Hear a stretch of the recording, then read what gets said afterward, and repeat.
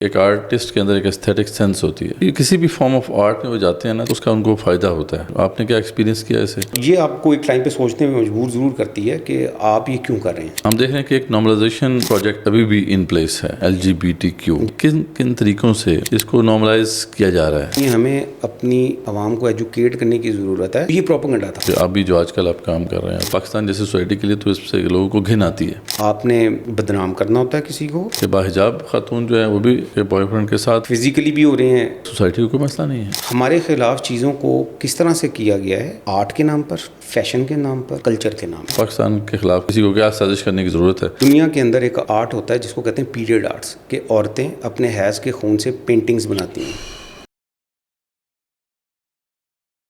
بسم اللہ الرحمن الرحیم. Welcome to another exciting episode of the revival experience.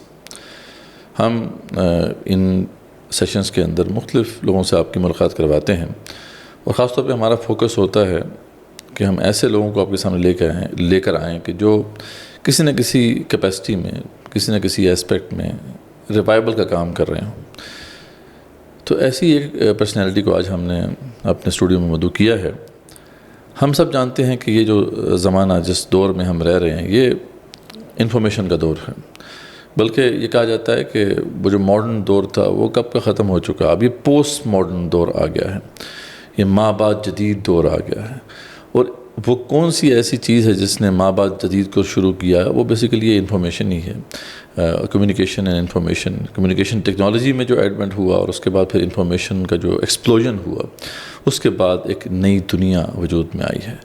یہ وہ دنیا ہے کہ جس کے اندر وہ تمام سٹینڈرڈز چینج ہو چکے ہیں جو کہ اس سے پہلے کلاسیکل ایرا میں تھے یا جدید ایرا میں تھے. تو یہ اتنا پاورفل ٹول ہے کہ جس نے پوری انسانی جو تاریخ ہے اس کو چینج کر کے رکھ دیا ہے، انسانی بیہیویئر کو چینج کر کے رکھ دیا ہے. اس لیے اس کو بڑا گہرائی سے ہمیں سمجھنا ہے، کیونکہ اس سے میں، آپ، ہم سب کسی نہ کسی طریقے سے افیکٹ ہو رہے ہیں. یا تو ہم اس کے ذریعے سے امپیکٹ ڈال رہے ہیں یا ہم پر امپیکٹ ہو رہا ہے. اب تو بلکہ یہ کہا جاتا ہے نا کہ ریالٹی میٹر نہیں کرتی ہے، بلکہ ایک ہائپر ریالٹی ہے جو بنائی گئی ہے میرے اور آپ کے لیے، کنسٹرکٹ کی گئی ہے میرے اور آپ کے لیے، اور ہم اس ہائپر ریالٹی میں رہ رہے ہیں. تو وہی جانے گا ریالٹی کو جو اس ہائپر ریالٹی کی ڈائنامکس کو سمجھے گا، اس سے باہر نکلے گا اور پھر دیکھے گا اپنے آپ کو کہ وہ کہاں پر ہے. یہ ٹاپک بہت امپورٹنٹ ہے. میڈیا کیا ہے، انفارمیشن کیا ہے، میڈیا کی مختلف قسمیں کیا ہوتی ہیں، انفارمیشن کیا چیز ہے، انفارمیشن وارفیئر کیا چیز ہے. خاص طور پہ اب یہ بات ہو رہی ہے کہ آج کے دور میں تو انفارمیشن وارفیئر اصل میٹر کرتی ہے. تو یہ سارے وہ ٹاپکس ہیں جن سے متعلق انشاءاللہ آج ہم بات کریں گے. اور اس حوالے سے جو ہمارے ساتھ گیسٹ موجود ہیں، حسن رانا صاحب، ماشاءاللہ سے ان کا ایک بڑا واسٹ ایکسپیرینس ہے. میڈیا کے اندر جتنے بھی ٹاپ میڈیا چینلز ہیں ان کے ساتھ انہوں نے کام کیا ہے ایز اے پروڈکشن ایکسپرٹ، اور اس کے علاوہ جو ہے اس کی مختلف کیپیسٹیز کے اندر یہ وہاں پہ سرو کرتے رہے ہیں. ابھی ایک ریسرچ اور تھنک ٹینک ہے، ریسرچ بیس تھنک ٹینک ہے جو کہ جس کے اندر یہ کام کرتے ہیں. اور اس کے علاوہ پورے پاکستان میں مختلف یونیورسٹیز کے اندر جو ہے انفارمیشن وارفیئر پہ لیکچرز بھی دیتے ہیں. ابھی ریسنٹلی ان کی بک بھی اسی موضوع کے اوپر جو ہے منظر عام پر آئی ہے، اس کے بارے میں بھی ان سے پوچھیں گے. تو آئیے ویلکم کرتے ہیں حسن رانا صاحب کو. کیسے ہیں سر؟ اللہ کا شکر، ٹھیک ٹھاک الحمدللہ. تو جی، میڈیا اور انفارمیشن، اس پہ تو ہم نے بات کرنی ہے. تھوڑا سا ہم ذرا آپ کا بیک گراؤنڈ لیتے ہیں کہ کہاں سے سلسلہ شروع کیا، میڈیا میں کیسے انٹرسٹ آپ کا ہوا، اور آج پاکستان میں بہت کم انفارمیشن وارفیئر کے ایکسپرٹس ہیں، ان میں سے ایک آپ بھی ہیں. تو اس فیلڈ میں آپ یہاں تک کیسے پہنچے؟ تھوڑا سا اپنا بیک گراؤنڈ بتائیے. اصل میں اسٹوری تو بہت لمبی ہے، لیکن چلیں شارٹ کر کے اس کو تھوڑا سا کوشش کرتا ہوں کہ بیان کر دوں. اصل میں میرا کیونکہ انٹرسٹ جو تھا وہ میوزک میں تھا. اچھا. بہت ارلی ایج میں، 15-16 سال کی ایج میں.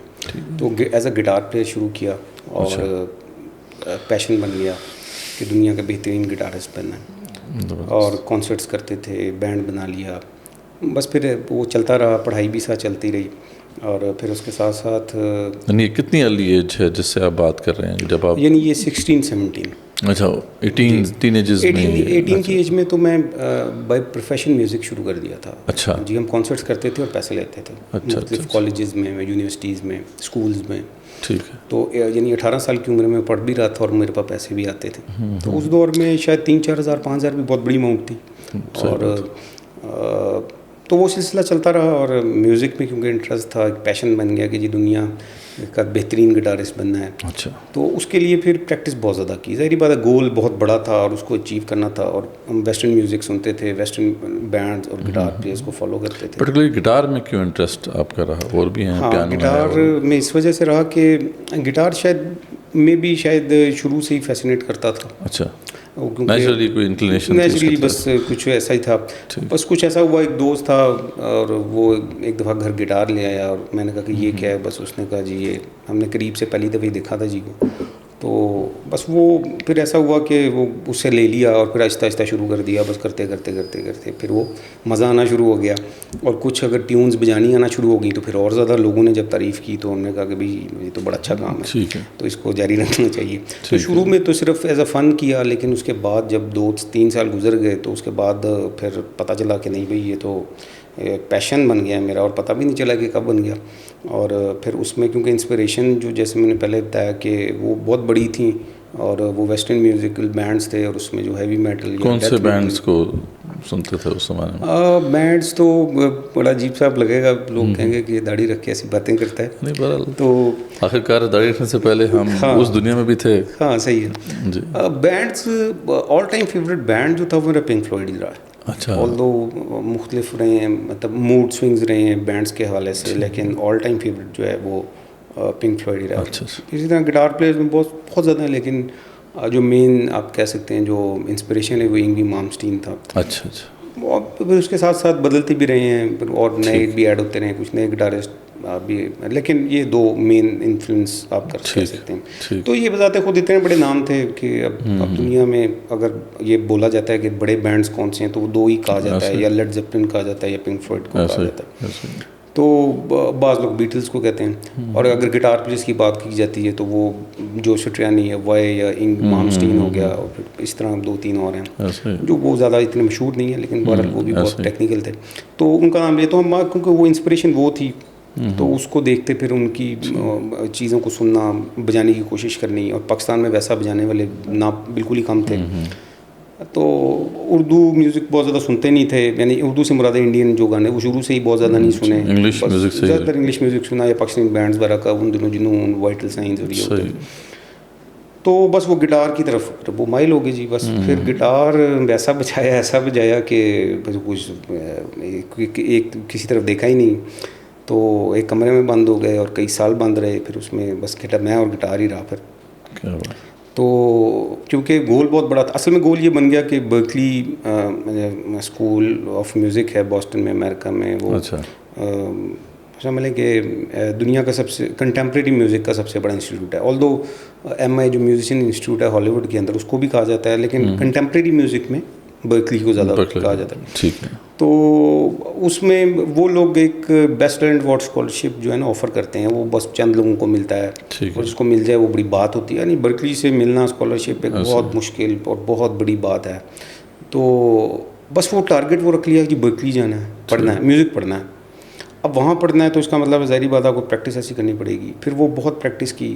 پھر کچھ چیزیں ڈیموز وغیرہ میں نے ریکارڈ کیا. اصل میں ہوا یہ کہ کچھ ڈیموز میں نے ریکارڈ کیے. ان دنوں تو VHS ٹیپس ہوتی تھیں, ابھی تو HD کیمراز بھی نہیں آئے تھے. یہ کس سن کی بات آپ کر رہے ہیں؟ 2002. ٹھیک. تو ابھی تو معاملہ تو ابھی اتنا کوئی HD باہر آئے ہوں گے, لیکن یہاں پہ تو بہت کم میرا خیال لگے. تو جب وہ ڈیموز ریکارڈ کیے تو پھر کچھ دوست تھے میرے جو سینئر تھے, اور ادھر سے اور دوستوں نے کچھ جو میوزیشین تھے, تو انہوں نے سنا, انہوں نے کہا یہ بڑی تیز چیزیں بجائی ہوئی ہیں, بڑا تیز گٹار بجاتا ہے یار. اور حالانکہ میں یہ نہیں تھا کہ میں تیز بجانے کے لیے بجا رہا تھا, آپ سمجھ لیں کہ وہ ایک ایٹیٹیوڈ تھا. مطلب ایک ایٹیٹیوڈ یہی تھا, آپ سمجھ لیں, مطلب کہ اگریشن سمجھ لیں اس کو, جو بھی کہہ لیں ہم آپ اس کو دے لیں. ایک سٹائل تھا نیچرلی. لیکن ظاہری بات ہے کہ جن لوگوں کو سنا ہوا تھا ان کا انفلوئنس بھی تھا, ہم اس کو اگنور نہیں کر سکتے. تو پھر وہ چیزیں پڑی رہیں، لیکن لوگوں نے کہا کہ آپ گنیز میں بھیجو، ادھر بھیجو، ادھر بھیجو. گنیز تو ہم نے مشہور ہو گئی ہے، گنیز کے علاوہ اور بھی بہت ساری بکس ہیں. تو پھر ہوا یہ کہ میں نے پھر برکلی میں بھیجی بہت ساری چیزیں، جو وہ کچھ وہ تھیں، کچھ اور بھی تھیں اسکالرشپ کے لیے. اور اسی طرح پھر گنیز سے بھی رابطہ کیا. تو اس کو پھر ٹائم گنا جی، کتنے نوٹس تھے، کتنے سیکنڈز میں کتنے نوٹس بجائے، اور اس طرح سے. تو ان شارٹ یہ ہوا تھا کہ گنیز نے انہوں نے کہا کہ ہم نے ایک کیٹیگری، ایک انہوں نے مجھے غالباً اب یاد نہیں آ رہا کہ 1990 غالباً 6 یا 8 میں ختم کر دی تھی فاسٹسٹ گٹار پلیئر کی. وہ بہت زیادہ اسٹیل اسٹرنگ گٹار علیحدہ، نائلون اسٹرنگ علیحدہ ہے. اور پھر اب تیز بجانے میں فاسٹسٹ گٹارسٹ کا مطلب کیا مطلب فاسٹسٹ گٹارسٹ مطلب وہ نائلون اسٹرنگ ہے، وہ اسٹیل اسٹرنگ ہے، وہ 12 اسٹرنگ ہے، بیس گٹار ہے، کیا اور بھی. تو لیکن ایز اے ریکگنیشن کے طور پہ انہوں نے بہرحال سراہا، اور اس کو پھر انہوں نے اپنی ویب سائٹ پہ لگا دیا. اچھا اچھا. ویب سائٹ پہ میرا ویڈیو کلپ بھی لگا دیا. اچھا، ابھی بھی وہاں پہ موجود ہے؟ نہیں اب تو نہیں ہوگا، کیونکہ وہ تو ایڈ ہوتی رہتی ہیں چیزیں، بہت پرانی جاتی ہیں، نئی چیزیں آ جاتی ہیں. اور وہ یہ بات ہے کہ میں آپ دیکھ لیں کہ 2005 کی بات ہے. تو یہ جرنی رہی. تو خطاب مل گیا ورلڈ فاسٹسٹ گٹار پلیئر کا. پھر جونرا جو میں یہاں بجاتا تھا پاکستان میں گٹار پہ، وہ پاکستان میں واحد وہ اسٹارٹ پاکستان میں نے اسٹارٹ کی. اچھا. باہر تو ہو رہا تھا، شریڈ میوزک کہتے ہیں اس کو، وہ پاکستان میں نے اسٹارٹ کیا. تو وہ بھی بس اس قسم کا تھا جو شاید باہری لوگ سمجھ سکتے تھے اور سن سکتے تھے، اور باہر بھی بہت تھوڑے تھے. تو بہرحال لیکن یہ رہا کہ اس دوران میڈیا سے ہی تعلق رہا، videos, production, audios, jungles, back ground score, documentary کا بیک گراؤنڈ اسکور، اور پھر اسی طریقے سے music I days. G music. یہاں پہ ٹرانزیشن کیسے ہوئی، دین کی طرف کیسے آنا ہوا؟ دیکھیں اللہ کا بڑا شکر رہا، یہ اللہ کا بڑا کرم رہا کہ ایک چیز یہ رہی کہ نماز میں شروع سے پڑھتا تھا. اچھا ماشاء اللہ. اور ایون کہ جب آپ گٹار بھی بجاتے تھے؟ جی میں کانسرٹ کے درمیان میں نماز پڑھتا تھا. جی اگر نماز فوت ہونے کا ڈر ہو تو، مطلب عشاء اگر لیٹ بھی ہو جائے تو وہ مسئلہ نہیں. تو کافی لوگ دیکھتے تھے یار یہ مطلب اب پھٹی ہوئی جین ہے، اسپائکس بنے ہوئے ہیں، سلیو لیس شرٹ پہنی ہوئی ہے، لیکن نماز پڑھ رہا ہے. نماز کا شروع سے عادت تھی؟ مجھے جہاں تک یاد پڑتا ہے کہ محض اللہ تعالیٰ کی توفیق سے، میرا خیال ہے کہ 17-18 سال کی ایج سے شاید. 18 ایج. تو کیونکہ نماز میں سمجھتا ہوں کہ آپ کو بہت ساری برائیوں سے بچا لیتی ہے، اس میں خوش ہے. اور تو نماز تو الحمدللہ پڑھتے تھے. اور پھر اس کے ساتھ ایک چیز ضرور تھی کہ جو میں سمجھتا ہوں کہ یہ میرے بزرگوں کی دعا ہے، یا ان کی ہی برکت کہہ سکتے ہیں، کیونکہ میں تو اپنے آپ کو اس لائق نہیں سمجھتا، کہ دینی حمیت اور غیرت جو ہے وہ بھی ہمیں الحمدللہ وراثت میں ملی ہے. اور پاکستان کی کیسے قدر کرنی چاہیے یہ ہم بہت سارے لوگ ہم سے بہت زیادہ بہتر جانتے ہوں گے، لیکن ہمارے پاس جو سٹوریز ہیں شاید وہ کسی کو پتہ بھی نہیں ہوں گی. تو ہم لوگ کس طرح یہاں ہجرت کر کے آئے، کس طرح ہم نے قربانی دی، اور بہت سے لاکھوں لوگوں نے دی، ہم تو ان میں سے ایک ہیں. تو شاید اس یہ بھی وجہ تھی کہ اور کیونکہ آرٹسٹ بنتا ہی وہ جو سینسٹیو ہوتا ہے. میں نہیں کہہ رہا کہ میں سینسٹیو ہوں، ہر آرٹسٹ سینسٹیو ہوتا ہے. اور تو دین سے لگاؤ الحمدللہ شروع سے تھا، اور علماء کرام سے محبت کرنا، یہ وہ اللہ کا شکر ہے. تو ایسا تو یہ رہا. پھر گھر کے ساتھ ہی کیونکہ مسجد تھی، اس کا بھی بڑا اثر ہوتا ہے. اور لیکن یہ تھا کہ کیونکہ میوزک میں گولز رکھے ہوئے تھے، محنت بہت زیادہ کی ہوئی تھی، ٹائم بہت زیادہ لگایا ہوا، سب چھوڑنا پڑا. اور پھر وہ at the end bread and butter بن گیا، اور پھر اس کو چھوڑنا بہت مشکل تھا. اور شادی ہو گئی، پھر وہ کون چھوڑے گا؟ تو بہت مشکل ہے. اور پھر آپ کے سامنے جو ہے وہ آپ کو اسپانسرشپس ہوں، اور پھر آپ کے سامنے باہر کی دنیا ہو، اور پھر رنگین دنیا ہو، تو اس کو چھوڑنا بہرحال مشکل ہے. لیکن ہوا یہ کہ کیونکہ ارلی ایج میں سٹارٹ کیا، اور ریکگنیشن ارلی ایج میں مل گئی، چھوٹی ایج میں مل گئی. یعنی 23 سال کا میں تھا تو مجھے برکلی سے اسکالرشپ مل گیا. صحیح. تو میرا خیال ہے کہ آج کا کوئی گٹارسٹ، میں مذاق سے ایک بات کرتا ہوں، وہ ایک میں نے گٹار چھوڑ دیا تو اس کے 1 سال بعد ایک لڑکا آیا میرے پاس کہ حسن بھائی آپ سے گٹار سیکھنا ہے. تو میں نے کہا یار تمہیں تو پتہ نہیں میں نے چھوڑ دیا ہوا. تو اس نے کہا، میں نے کہا کیا کرنا ہے گٹار؟ کہتا ہے میں نے بڑا گٹارسٹ بننا ہے. تو میں نے اس کو کہا کہ یار دیکھو تم نے مجھے سنا ہے. اس نے کہا ہاں. میں نے کہا مجھے اس وقت بجاتے ہوئے 10 سال ہو گئے تھے. تو میں نے کہا کہ بیٹا دیکھو بات یہ ہے کہ میں نے 24 گھنٹوں میں سے 48 گھنٹے گٹار بجایا، اور انہیں ایگزیجریٹ کر کے بتا رہا ہوں اور اگر تم جو میں نے 10 سال میں بجایا نا تو تم کم سے کم بھی تمہیں 25 سال لگ جائیں گے, اور 25 سال تم ویٹ نہیں کر سکتے اس چیز کا. تو اب یہ ہے کہ کیونکہ ارلی ایج میں مل گئی تو وہ سیچوریشن ہو گئی, بہت سیچوریشن پوائنٹ پہ پہنچ گیا. اب ہوتا یہ کہ جب آپ ایک کام بہت زیادہ کر لیں نا تو پھر اس کے بعد پھر آپ ایک ٹائم آتا ہے کہ سیچوریشن پوائنٹ آ جاتا ہے. اس کے بعد بنا کہتا کہ بس بہت کر لیا. جی, اس کے بعد پھر آپ یہ سوچتے ہیں کہ پھر آپ دنیا کو بہت ڈفرینٹ طریقے سے دیکھتے ہیں, کیونکہ آپ ایکسیپشنل ہوتے ہیں. دیکھیں یہ میں صرف اپنی بات نہیں کر رہا, اپنی فیلڈ میں کو بھی دیکھیں, آپ ہر فیلڈ کے اندر جو بھی ہوتا ہے, اب جو بھی جیسے وہ تیز بالر ہے, آپ دیکھتے ہوں گے کہ وہ ٹیم میں سب سے فرق ہے. ایسے ہی اس کا اس طرح فٹ بالر ہوتا ہے جو ایک ہوتا ہے ان میں سے وہ بالکل علیحدہ ہی ہوتا ہے. اسی طرح سے آپ دیکھیں جو آرٹسٹ ہوتا ہے ان میں سے بھی بعض ایک بالکل علیحدہ سے ہی ہوتا ہے. اب یہ چیز ہوتی ہے نا, یہ بہرحال یہ آپ کو ایک ٹائم پہ سوچنے میں مجبور ضرور کرتی ہے کہ آپ یہ کیوں کر رہے ہیں. اور پھر وہ آرٹسٹ اتنا سینسٹیو ہوتا ہے, اس لیول پہ جا کے پھر وہ اور زیادہ سینسٹیو ہو جاتا ہے, اور پھر وہ دنیا کو اس نظر سے نہیں دیکھتا جس طرح سے سب لوگ دیکھتے ہیں, اور وہ معاشرے کو بھی اس نظر سے نہیں دیکھتا.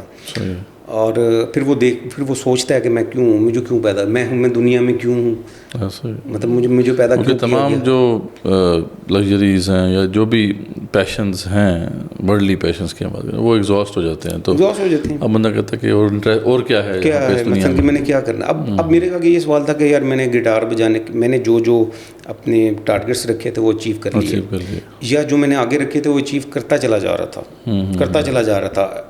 مطلب میں نے اپنا رکھا ہوتا تھا کہ 2 سال بعد میں یہاں آؤں گا, 3 سال بعد یہ کر لوں گا, اور وہ ہو رہے تھے, آرام سے ہو رہے تھے. اور چونکہ وہ ہو رہے تھے تو پھر وہاں پر پھر میرے بہرحال ایک سوچ میرے ذہن میں یہ ضرور آئی کہ یار یہ آخر کب تک, یعنی آپ کو آخر یہ چھوڑنا پڑے گا.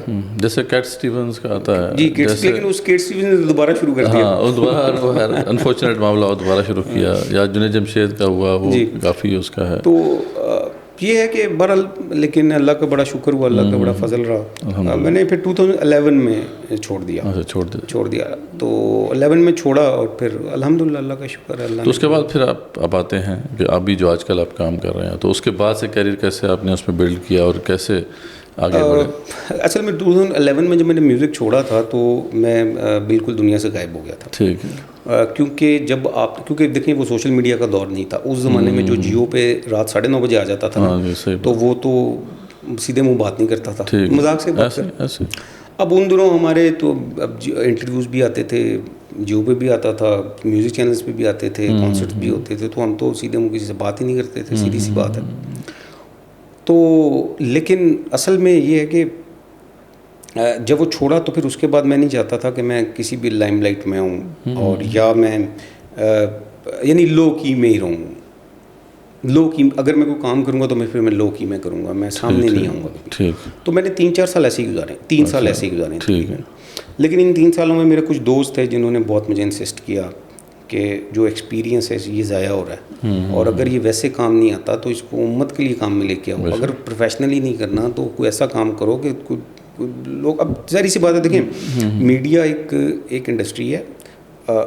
مطلب جب میں لیکچر دیتا ہوں تو میں ایک بات کہتا ہوں کہ جو پہلا سوال ہوتا ہے, میں پروڈکشن, کیونکہ یہ ویڈیو پروڈکشن کے حوالے سے بھی میں کلاسز وغیرہ دیتا ہوں, تو اس میں پہلا سوال ہر کوئی میں سے ایک ہی بات, پہلی کلاس میں پہلا سوال ہمیشہ ایک ہی ہوتا ہے, سر کیمرہ کون سا لیں.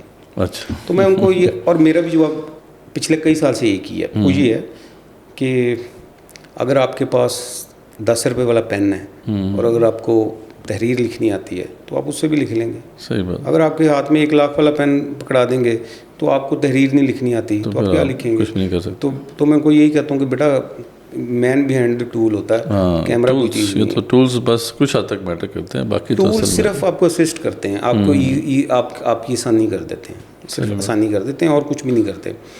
تو اب اسی کو, ان چیزوں کو جو میرے دوست تھے انہوں نے مجھے کہا, وہ ٹیکنیکل تو نہیں سمجھا سکتے تھے, ظاہر سی بات ہے, وہ ٹیکنیکل ٹرمز تو مجھے آتے ہیں, لیکن انہوں نے مجھے یہ سمجھاتے رہے کافی عرصہ, کافی سال, کہ یہ اسکل ضائع ہو رہی ہے. مطلب ایک وہ کہتے تھے کہ یار دیکھیں میں مثال کے طور پہ ایک عالم دین ہوں, اگر میں ویڈیو بناؤں گا تو وہ شاید پروڈکشن کے حوالے سے بھی ویسا ہو, کیمرہ بھی, لیکن وہ نہیں ہو سکتا کہ جو ایک پروفیشنل آدمی بنائے گا. صحیح بات. یا جس کا ایکسپیرینس ہے. اب پھر یہ تھا کہ ایکسپیرینس بھی مطلب کہ اتنا واس تھا. واس اس لیے میں کہنا چاہوں گا کہ وہ انٹرنیشنل میڈیا, میوزک, ادھر سے ادھر سے ڈاکیومنٹری کا بیک اسکور اور پھر جنگلز اور یہ اندر کئی ساری چیزیں. پھر پروفیشنل انوائرمنٹ میں کام کرنا جو بالکل ڈفرینٹ ہوتا ہے. تو آپ کو پتہ ہوتا ہے کہ بھئی یہ مطلب کہ اس کو کیا کہتے ہیں, ٹرمنالوجیز کیا ہوتی ہیں, ٹیکنیکل چھوٹی چھوٹی چیزیں. تو بہرحال وہ, لیکن میں یہ سمجھتا ہوں کہ وہ مجھے منانے میں کامیاب ہو گئے ایک ٹائم پہ آ کے. تو پھر میں نے ان کو کہا کہ چلو کرتے ہیں, لیکن میں نہیں ہوں گا, کچھ کرتے ہیں. بس پھر تھوڑا بہت کانٹینٹ بنایا. سوشل میڈیا بھی میرا خیال آ تو گیا تھا, لیکن بہرحال اتنا بھی لوگوں میں عام نہیں تھا. لیکن وہ کانٹینٹ بنایا, وہ ظاہری بات ہے مذہبی کانٹینٹ تھا. لیکن اس میں یہ ہو گیا کہ پھر اتفاق سے مجھے وائس اوورز کا کام مل گیا. اچھا. اور وائس اوورز کا بہت زیادہ کام انٹرنیشنل باہر کا مل گیا. اور اس میں میوزک بھی نہیں تھا, کوئی ایسی چیز بھی نہیں تھی. تو میں نے کہا تو جائز ہے, کر لیں. پھر اس میں اسلامک کانٹینٹ بہت زیادہ تھا, یو اے ای, گلف کا سارا, ویلیویٹ سروسز کا. پھر وہ شروع کر دیا میں نے. جب وہ شروع کر دیا تھا پھر اس کے بعد پھر ویڈیوز ہونے تھے. تو ویڈیوز کیے تو پھر اس میں وہ مذہبی ویڈیوز ہوتے تھے, مولانا حضرات کے بیانات ہو گئے, جی حج ہے یہ ہے, تو وہ گرین اسکرین کے اوپر. اب اس میں یہ تھا کہ پھر اس کے بعد ایک ڈاکیومنٹری مل گئی مجھے.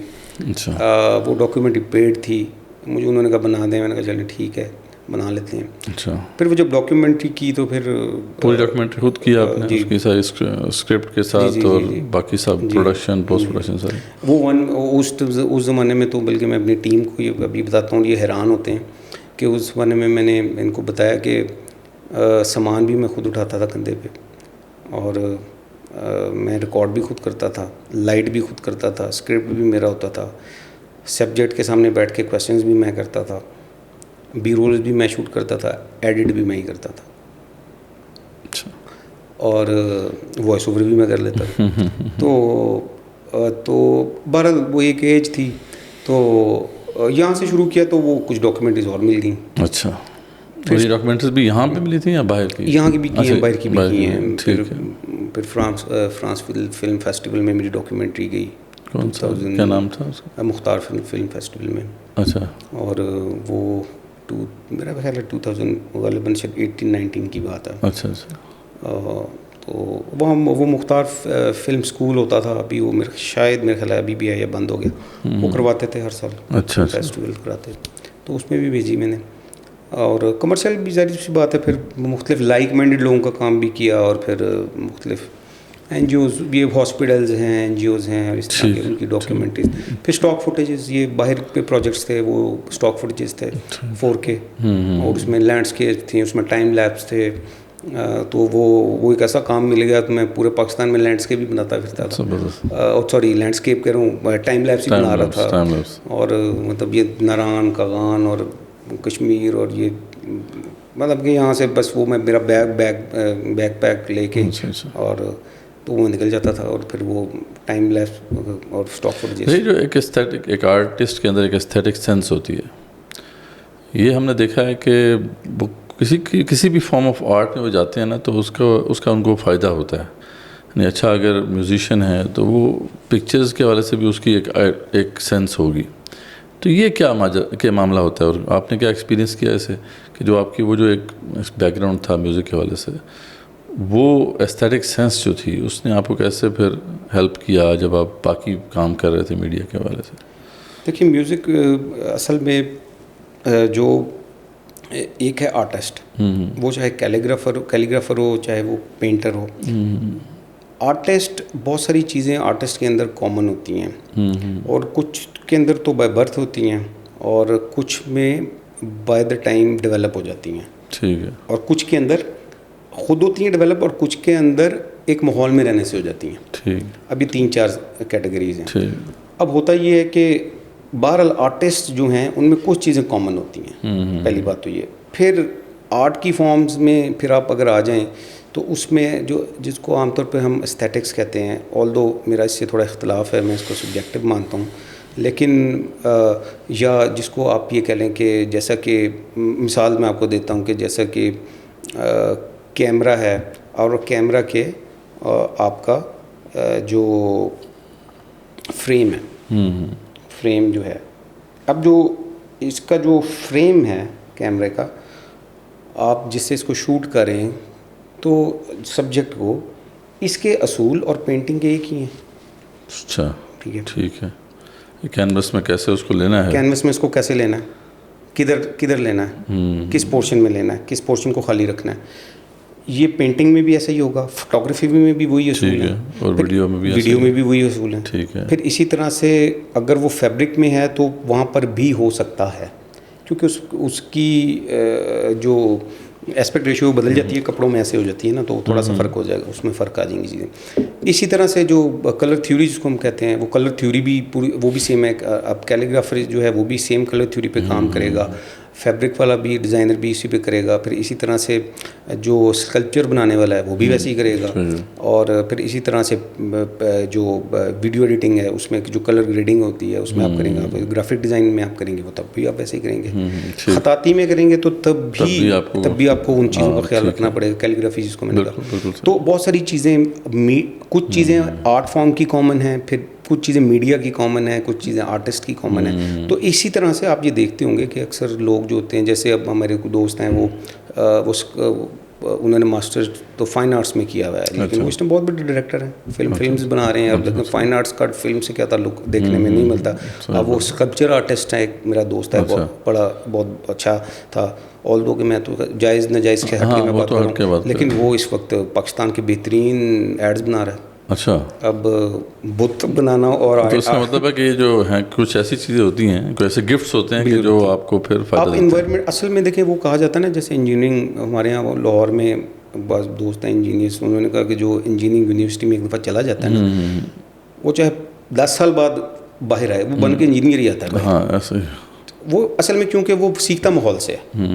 آپ پیپر دے کے اور کتابوں سے نہیں سیکھتے، آپ ماحول سے سیکھتے ہیں. یہی وجہ ہے کہ جو میس کمیونیکیشن کے بچے ہیں جن کو ماسٹرز کروایا جاتا ہے میس کمیونیکیشن میں، وہ جب باہر آتے ہیں، جو میس کمیونیکیشن میرے پاس چونکہ آتے ہیں وہ بچے، تو وہ انہوں نے ماسٹرز کیا ہوتا ہے میس کمیونیکیشن میں، لیکن ان کو پریکٹیکلی ان کو بہت ساری چیزیں پتہ ہی نہیں ہیں، نہیں پتا ہوتا ان کو، وہ نہیں پتا. یہ ایسے ہی ہے کہ جیسے آپ MBA کر کے پاکستان کی مارکیٹ میں جب نکلتے ہیں تو آپ کہتے ہیں کہ یار جو میں نے پڑھا تھا وہ تو ہے ہی نہیں. صحیح بات. تو اس طرح سے ہے. تو آرٹ پڑھ کے، ہاں پڑھنا چاہیے، پڑھ کے بہت ساری چیزیں کلیئر ہوتی ہے. آرٹ کی تھیوری کو سمجھنا ضروری ہے، کیونکہ جیسے اس کی وجہ یہ میں آپ کو ایک مثال دیتا ہوں.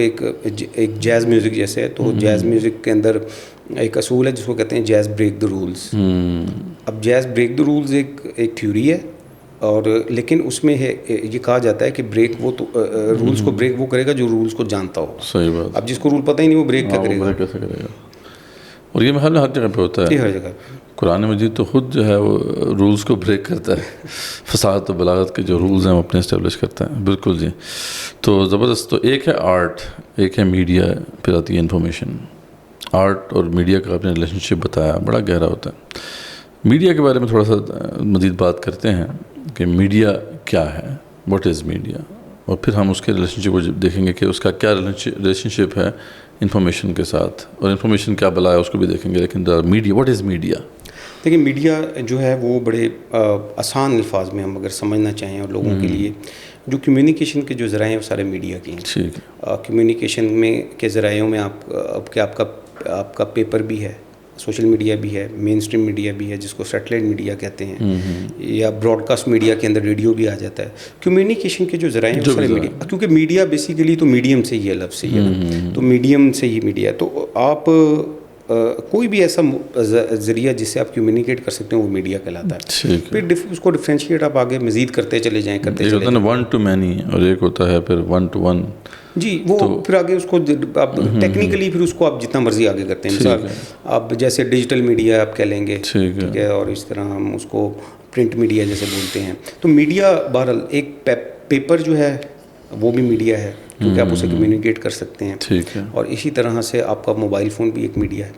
ٹھیک ہے. کیونکہ میڈیا اب اس میں یعنی آپ گہرائی میں جائیں گے تو پھر ہم بہت دور نکل جائیں گے. میڈیا ظاہر بات ہے کسی ڈیوائس پہ بیس کر رہا ہوگا، ٹھیک ہے. اب وہ ڈیوائس پیپر بھی ہو سکتی ہے اور موبائل بھی ہو سکتا ہے, صحیح, پین بھی ہو سکتا ہے, یعنی کوئی بھی ذریعہ ہے جس کے ذریعے سے آپ کمیونیکیٹ کر سکتے ہیں, تو وہ میڈیا کا پارٹ ہے. جی, یہ آسان ترین جو تعریف آپ کہہ سکتے ہیں, یہ آسان ترین سمجھنے کے لیے یہ بہت میں سمجھتا ہوں پھر دو قسم کا ہوتا ہے نا, ایک براڈ کاسٹ ہوتا ہے اور ایک پھر 1-to-1. تو ذریعہ بات ہے جو ہم آپس میں کمیونیکیٹ کرتے ہیں. میں نے خط لکھا اپنے دوست کو یا میں نے کال کیا اپنے دوست کو, یہ بھی میٹر کرتا ہے. لیکن آپ نے خط لکھا تو وہ پرنٹ میڈیا تھا, آپ نے کال کی تو یہ جو ہے وہ ڈیجیٹل میڈیا میں بھی آ گیا. اگر آپ نے واٹس ایپ کے تھرو کر لی, ہاں جی, ٹھیک ہے, ڈیجیٹل میڈیا ہو گیا. اور اگر آپ نے جو سیلولر کمپنیز ہیں ان کے تھرو کر لی تو وہ ڈیجیٹل بھی ہو گیا. اور پھر اس کی فردر کوئی ٹیکنیکلی اس کی ٹرم اس کی بنائی جا سکتی ہے یا ہوگی پہلے سے. تو ہم زیادہ یہاں پہ اب جو ڈسکشن ہو رہی ہے ہماری اس کانٹیکسٹ میں وہ براڈ کاسٹ میڈیا کی, جس کے ذریعے سے پھر بڑا امپیکٹ کریٹ کیا جاتا ہے, جس میں ایک پیپر میں آرٹیکلز لکھے گئے, اس کے اندر نیوز لکھی گئی اور اس کو پھر جو ہے ڈسیمینیٹ کر دیا گیا اور سوسائٹی کے اندر وہ چیز پھیلی. تو پہلے تو صرف یہی تھا, پرنٹ میڈیا ہی تھا, اس کی سرکولیشن ہوتی تھی میگزینس کی. اس کے بعد پھر ہمارے پاس آتا ہے الیکٹرانک میڈیا, جس میں ٹی وی کے ایڈوینٹ کے بعد ہمارے سامنے براڈ کاسٹنگ ایک بڑی پاورفل ڈیوائس آئی. اور اب تو خیر جیسے آپ نے بتایا کہ اب تو خیر جدھر بھی ہے, ٹی وی ہے, موبائل ہے, وہ سب جگہ سے آپ براڈ کاسٹ کر سکتے ہیں. میں بھی یہاں بیٹھا ہوں, موبائل سے ویڈیو بناؤں اور سوشل میڈیا پہ ڈالوں, میں بھی براڈ کاسٹ کر رہا ہوں. حالانکہ پہلے جو ہے براڈ کاسٹ کرنے کے لیے تو براڈ کاسٹنگ اسٹیشن آپ کے پاس ہونا چاہیے تھا. اس کے اوپر وہ بڑے ماسٹ والے اینٹیناز اور پتہ نہیں کتنے پیسے لگانے پڑتے تھے. آج جو ہے کہ کسی کے پاس موبائل ہے یا چھوٹا کیمرہ بھی ہے تو وہ ویڈیو بنائے گا. اور ٹھیک ہے, تو یہ تو یعنی میڈیا ہو گیا. ٹھیک ہے, اب آتے ہیں ہم انفارمیشن. انفارمیشن کیا بلا ہے اور کیا چیز ہے, اور اس کا کیا ریلیشن شپ ہے پھر میڈیا کے ساتھ, اس کا کیا ریلیشن شپ ہے آرٹ کے ساتھ, یہ دونوں ذرا اس کو دیکھیں. انفارمیشن جو ہے نا, یہ انفارمیشن جو ہے وہ ظاہری سی بات ہے کسی ڈیوائس کے تحت, ڈیوائس کے تھرو جو ہے وہ ایک جگہ سے دوسری جگہ ٹریول کرتی ہے. اور ڈیوائس کا مطلب یہ ہے کہ کوئی نہ کوئی سبجیکٹ ہوگا. مثال وہ ہیومن بھی ہو سکتا ہے, ایک بندے نے کسی دوسرے بندے کو انفارمیشن بتائی, خود سے وربلی بتائی, سامنے بیٹھ کر بتائی, انفارمیشن کو پاس کیا. اور پھر اسی طریقے سے اس نے اگر لکھ کر کیا تو انفارمیشن کو اس نے پرنٹ میڈیا کے ذریعے لکھ کر دیا. اور اسی طرح اگر اس نے سوشل میڈیا کے ذریعے کیا تو وہ ڈیجیٹلی ہم اس کو کہیں گے کہ سوشل میڈیا یا ڈیجیٹل میڈیا کے تھرو جو ہے وہ اس نے کیا. تو اسی طرح سے اگر براڈ کاسٹ اسٹیشنز سیٹلائٹ کے تھرو کیا تو ہم اس کو کہیں گے کہ جی یہ سیٹلائٹ میڈیا ہے, اس کو مین اسٹریم میڈیا بھی بار کہا جاتا ہے. تو اسی طریقے سے اس کو اب انفارمیشن, لیکن یہ ہے کہ جو انفارمیشن ہے ہمیں تھوڑا سا سمجھنا پڑے گا, وہ یہ ہے کہ جو میڈیا کی تاریخ ہے وہ بہت پرانی ہے. کیونکہ کسی نہ کسی فارم میں میڈیا رہا. جیسے کہ آپ کئی ہزار سال پہلے چلے جائیں تو پتھروں کے اوپر نقش و نگار آپ کو بنے نظر آتے ہیں. وہ اس دور کا میڈیا تھا, اس دور کی لینگویج تھی. اب ظاہر سی بات ہے اب اس کو فردر کمیونیکیٹ کرنے کے لیے آپ کو لینگویج چاہیے ہوگی کوئی نہ کوئی. لیکن اگر ہم قریب بھی آ جائیں تو جہاں سے جیسے اصل میں پرنٹ میڈیا یا میڈیا وارفیئر کا جو سٹارٹ ہوا وہ آپ یہ کہہ سکتے ہیں کہ 14 سینچری 1450. اس کے بعد جب کمرشل پریسز جو ہیں وہ آئے, کمرشل بنیادوں کے اوپر جب پریسز آئے, جب کمرشل بنیادوں کے اوپر پریسز آئے ہیں تو اس کے بعد جو انفارمیشن ہے اس کو بہت زیادہ پھیلایا گیا کتابوں کی صورت میں, اشتہاروں کی صورت میں اور دیگر ذرائع سے. اور یہی وہ ٹائم ہم یہ سمجھتے ہیں کہ یہ وہ ٹائم تھا کہ جب انفارمیشن وارفیئر کا آغاز ہوا. اور پھر اس کے بعد پھر بہت قریب میں اگر ہم دیکھیں گے تو پھر اس کو ایز اے وارفیئر کے ٹول کے طور پر جو یوز کیا گیا فرسٹ ورلڈ وار میں کیا گیا, اس میں پوسٹرز کے ذریعے, ٹکٹس کے ذریعے. وہ تو بڑا مشہور ہے کہ ایک تو پروپیگنڈا ان کی طرف سے بھی تھا, کمیونسٹ پروپیگنڈا, اور ایک ان کے خلاف ہوا پروپیگنڈا. تو یہ تو پھر 20s میں پھر جو ہے پھر آپ دیکھ لیں کہ ریڈیو ارلی میں آ گیا, پھر ٹی وی آ گیا, پھر ٹی وی کے ذریعے ہوا. پھر پہلی ٹیلی ویژن وار جس کو کہا جاتا ہے وہ امریکہ اور ویتنام کی وار ہے اصل میں, جس کو پہلی کہا جاتا ہے کہ ٹیلی ویژن وار, وہ ویتنام کی وار تھی. اور یہی کہا جاتا ہے کہ ٹی وی ہی وجہ بنا امریکیوں کے ویتنام سے نکلنے کا. تو یہ بنا. پھر اس کے بعد ہم دیکھتے ہیں کہ اب یہ ساری انفارمیشن ہے جو پاس ہوتی رہی ہے, اور اب اسی انفارمیشن میں ہم یہ دیکھیں گے کہ انفارمیشن کو کس طرح استعمال کیا گیا ہے, کس نے کس کے خلاف کیا ہے. تو ہم یہ سمجھتے رہے ہیں کہ جو انفارمیشن ہے جو کہ ہمیں ٹی وی کے ذریعے مل رہی ہے یا ملتی رہی ہے, وہ پر ہم یہ سمجھتے رہے ہیں کہ وہ ایک انٹرٹینمنٹ تھی. ٹھیک ہے, یعنی ہم انفارمیشن کو یا میڈیا کو استعمال کرتے رہے دو ہی کاموں کے لیے. ٹھیک ہے, یا ایجوکیشن کے لیے یا انٹرٹینمنٹ کے لیے.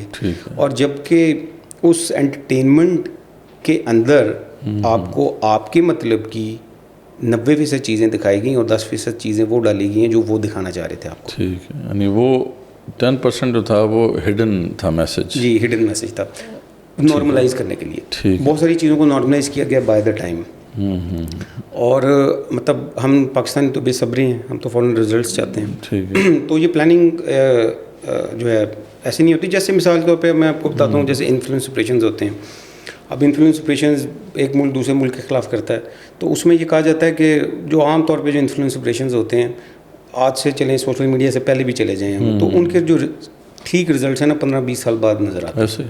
تو ہم لوگوں کے بے صبرے ہیں, تو ہم تو چاہتے ہیں کہ ابھی کچھ کریں تو ابھی اس کا رزلٹ آ جائے. ایسا نہیں ہے, یعنی 15 سے 20 سال لگتے ہیں کسی ایسے نئے بیہیویئر کو نارملائز کرنے کے لیے سوسائٹی میں. جی, وہ کیونکہ دیکھیں نا کہ ایک بچہ ہے جو پیدا ہوا, وہ بڑا ہوا, تو 15 سے اوپر جائے گا تو پھر وہ اس کے بیہیویئر میں وہ چیزیں آئیں گی نا آپ کی, جب وہ آپ اس کو دکھائیں گے بتائیں گے انفارمیشن کو. اب اسی طریقے سے بہت ساری چیزیں ایسی ہیں کہ آپ کو بتایا گیا. مثال کو ایک بڑی مثال آپ کو دیتا ہوں کہ آپ جیتی ہوئی جنگیں ہار جاتے ہیں اور ہاری ہوئی جنگیں جیت جاتے ہیں پروپیگنڈا کے ذریعے اور انفارمیشن کے ذریعے. اور جیسے امریکہ جو ہے اس کو تاریخی شکست ہوئی افغانستان میں, سب دنیا جانتی ہے, دنیا نے دیکھا ہے. لیکن آپ جو مسلمان ہیں یا افغان ہیں اس کو سیلیبریٹ کر ہی نہیں سکے. کرائسس کمیونیکیشن ایسی زبردست تھی ان کی, تو وہ مطلب کہ وہ اس کو کیسے سیلیبریٹ کیا انہوں نے. پتہ نہیں, امریکہ کہتا ہے کہ میں ہار کر نکلا ہوں وہاں سے, تو میں نہیں مانتے. وہ تو کہتے ہیں ہم نے اپنا کام پورا کر کے نکلے. تو یہ پروپیگنڈا تھا, یہ پروپیگنڈا وارفیئر. تو یعنی میڈیا جو ہے وہ اس قدر آپ کو جو ہے وہ آپ کے کیا کرنا چاہیے کہ اذہان کے اوپر اثر انداز ہوتا ہے کہ وہ آپ کے سوچنے سمجھنے کی صلاحیت ہی. اچھا, ایک ویسے کیونکہ ہماری آڈینس کو سمجھانے کے لیے کہ یہ نارملائزیشن کیا چیز ہوتی ہے, ہم دیکھ رہے ہیں کہ ایک نارملائزیشن پروجیکٹ ابھی بھی ان پلیس ہے پاکستانی سوسائٹی کے لیے, اور اس پہ آپ بھی بات کرتے رہتے ہیں LGBTQ. جی جی, کہ ایک ایسا بیہیویئر جو بالکل اینٹی اسلامک تو ہے ہی, لیکن یہ تو پاکستان جیسے سوسائٹی کے لیے تو اس سے لوگوں کو گھن آتی ہے. لیکن اس کو بھی اب نارملائزیشن کے پروسیس میں ڈال دیا گیا ہے. تو تھوڑا سا اس پہ بھی بتائیں کہ یہ کن کن طریقوں سے اس کو نارملائز کیا جا رہا ہے اور اس کا کیا امپیکٹ پڑ رہا ہے. دیکھیں, اس کو جو ہم لوگ اس کو میں تھوڑا بیک گراؤنڈ اس کا میں بتا دیتا ہوں کہ ہم لوگ سمجھتے یہ ہیں کہ جب ایک ملک کی یا مخالف ملک کی یا مخالف قوتوں کی جو انٹیلیجنس ایجنسیز ہوتی ہیں وہ جب کوورٹ آپریشنز کرتی ہیں کسی ملک میں یا کوئی بھی آپریشنز کرتی ہیں, تو وہ ہالی ووڈ کی موویز کی طرح ہوتا ہے کہ ایک بندہ آئے گا, وہ چھپا ہوا ہے, جیمز بانڈ ہے, اس نے پسٹل لگایا ہوا ہے, وہ چھپ کے وغیرہ اس نے کسی بندے کی اسیسینیشن کی اور وہ نکل گیا اور کسی کو پتہ نہیں چلا. اور جب کہ اگر تھوڑا سا آپ انفلوئنس آپریشنز کو یا آپ کوورٹ آپریشنز کو پڑھیں گے تو آپ کو پتہ چلے گا کہ یہ 80% ایسا نہیں ہوتا. صحیح بات. آپ کولڈ وار کو اٹھا کے دیکھ لیں پوری کو, اس میں کیا ہوا. ٹھیک ہے, تو کولڈ وار میں اور ابھی چائنا, آپ دیکھیں کہ چائنا اور امریکہ کی کیا جنگ ہے, لیکن ہو رہی ہے, لیکن کسی کو نظر نہیں آ رہی, لیکن ہو رہی ہے, بڑی زبردست ہو رہی ہے. تو اکنامک وارفیئر اور بڑے فرنٹس ہیں. لیکن اب دیکھنا یہ پڑے گا کہ ہمیں جو آپ نے نارملائز کہا ہے نا, تو میں نے اس لیے کہا کہ چیزیں ایسے نہیں ہوتی ہیں کہ آپ کو کوئی آئے گا اور آپ کو ہمارے یہاں بعض دوست کہتے ہیں کہ یار آپ کے پاس کیا ثبوت ہے اس چیز کا. لوگ ظاہری چیزوں کو سمجھتے ہیں, جبکہ ایسا نہیں ہے. ہمیں اپنی عوام کو ایجوکیٹ کرنے کی ضرورت ہے کہ ایسے نہیں ہوتا, چیزیں دنیا میں ایسے کام نہیں کر رہی ہوتی.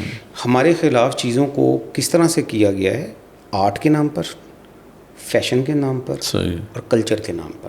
ہاں جی بالکل. اس چیز کو نارملائز کیا جا رہا ہے, کیا گیا بھی ہے, ابھی بھی کیا جا رہا ہے. پہلے بھی جو تھا, یعنی اب زنا کے معاملات تھے, پھر یہ جو مرد اور عورت کا جو آپس میں ملنا ہے, ہم سمجھتے ہیں کہ آج سے مشرف کے زمانے سے پہلے تک یہ ذرا معیوب بات سمجھی جاتی تھی, بلکہ اس سے پہلے سے یہ سلسلہ چل رہا تھا.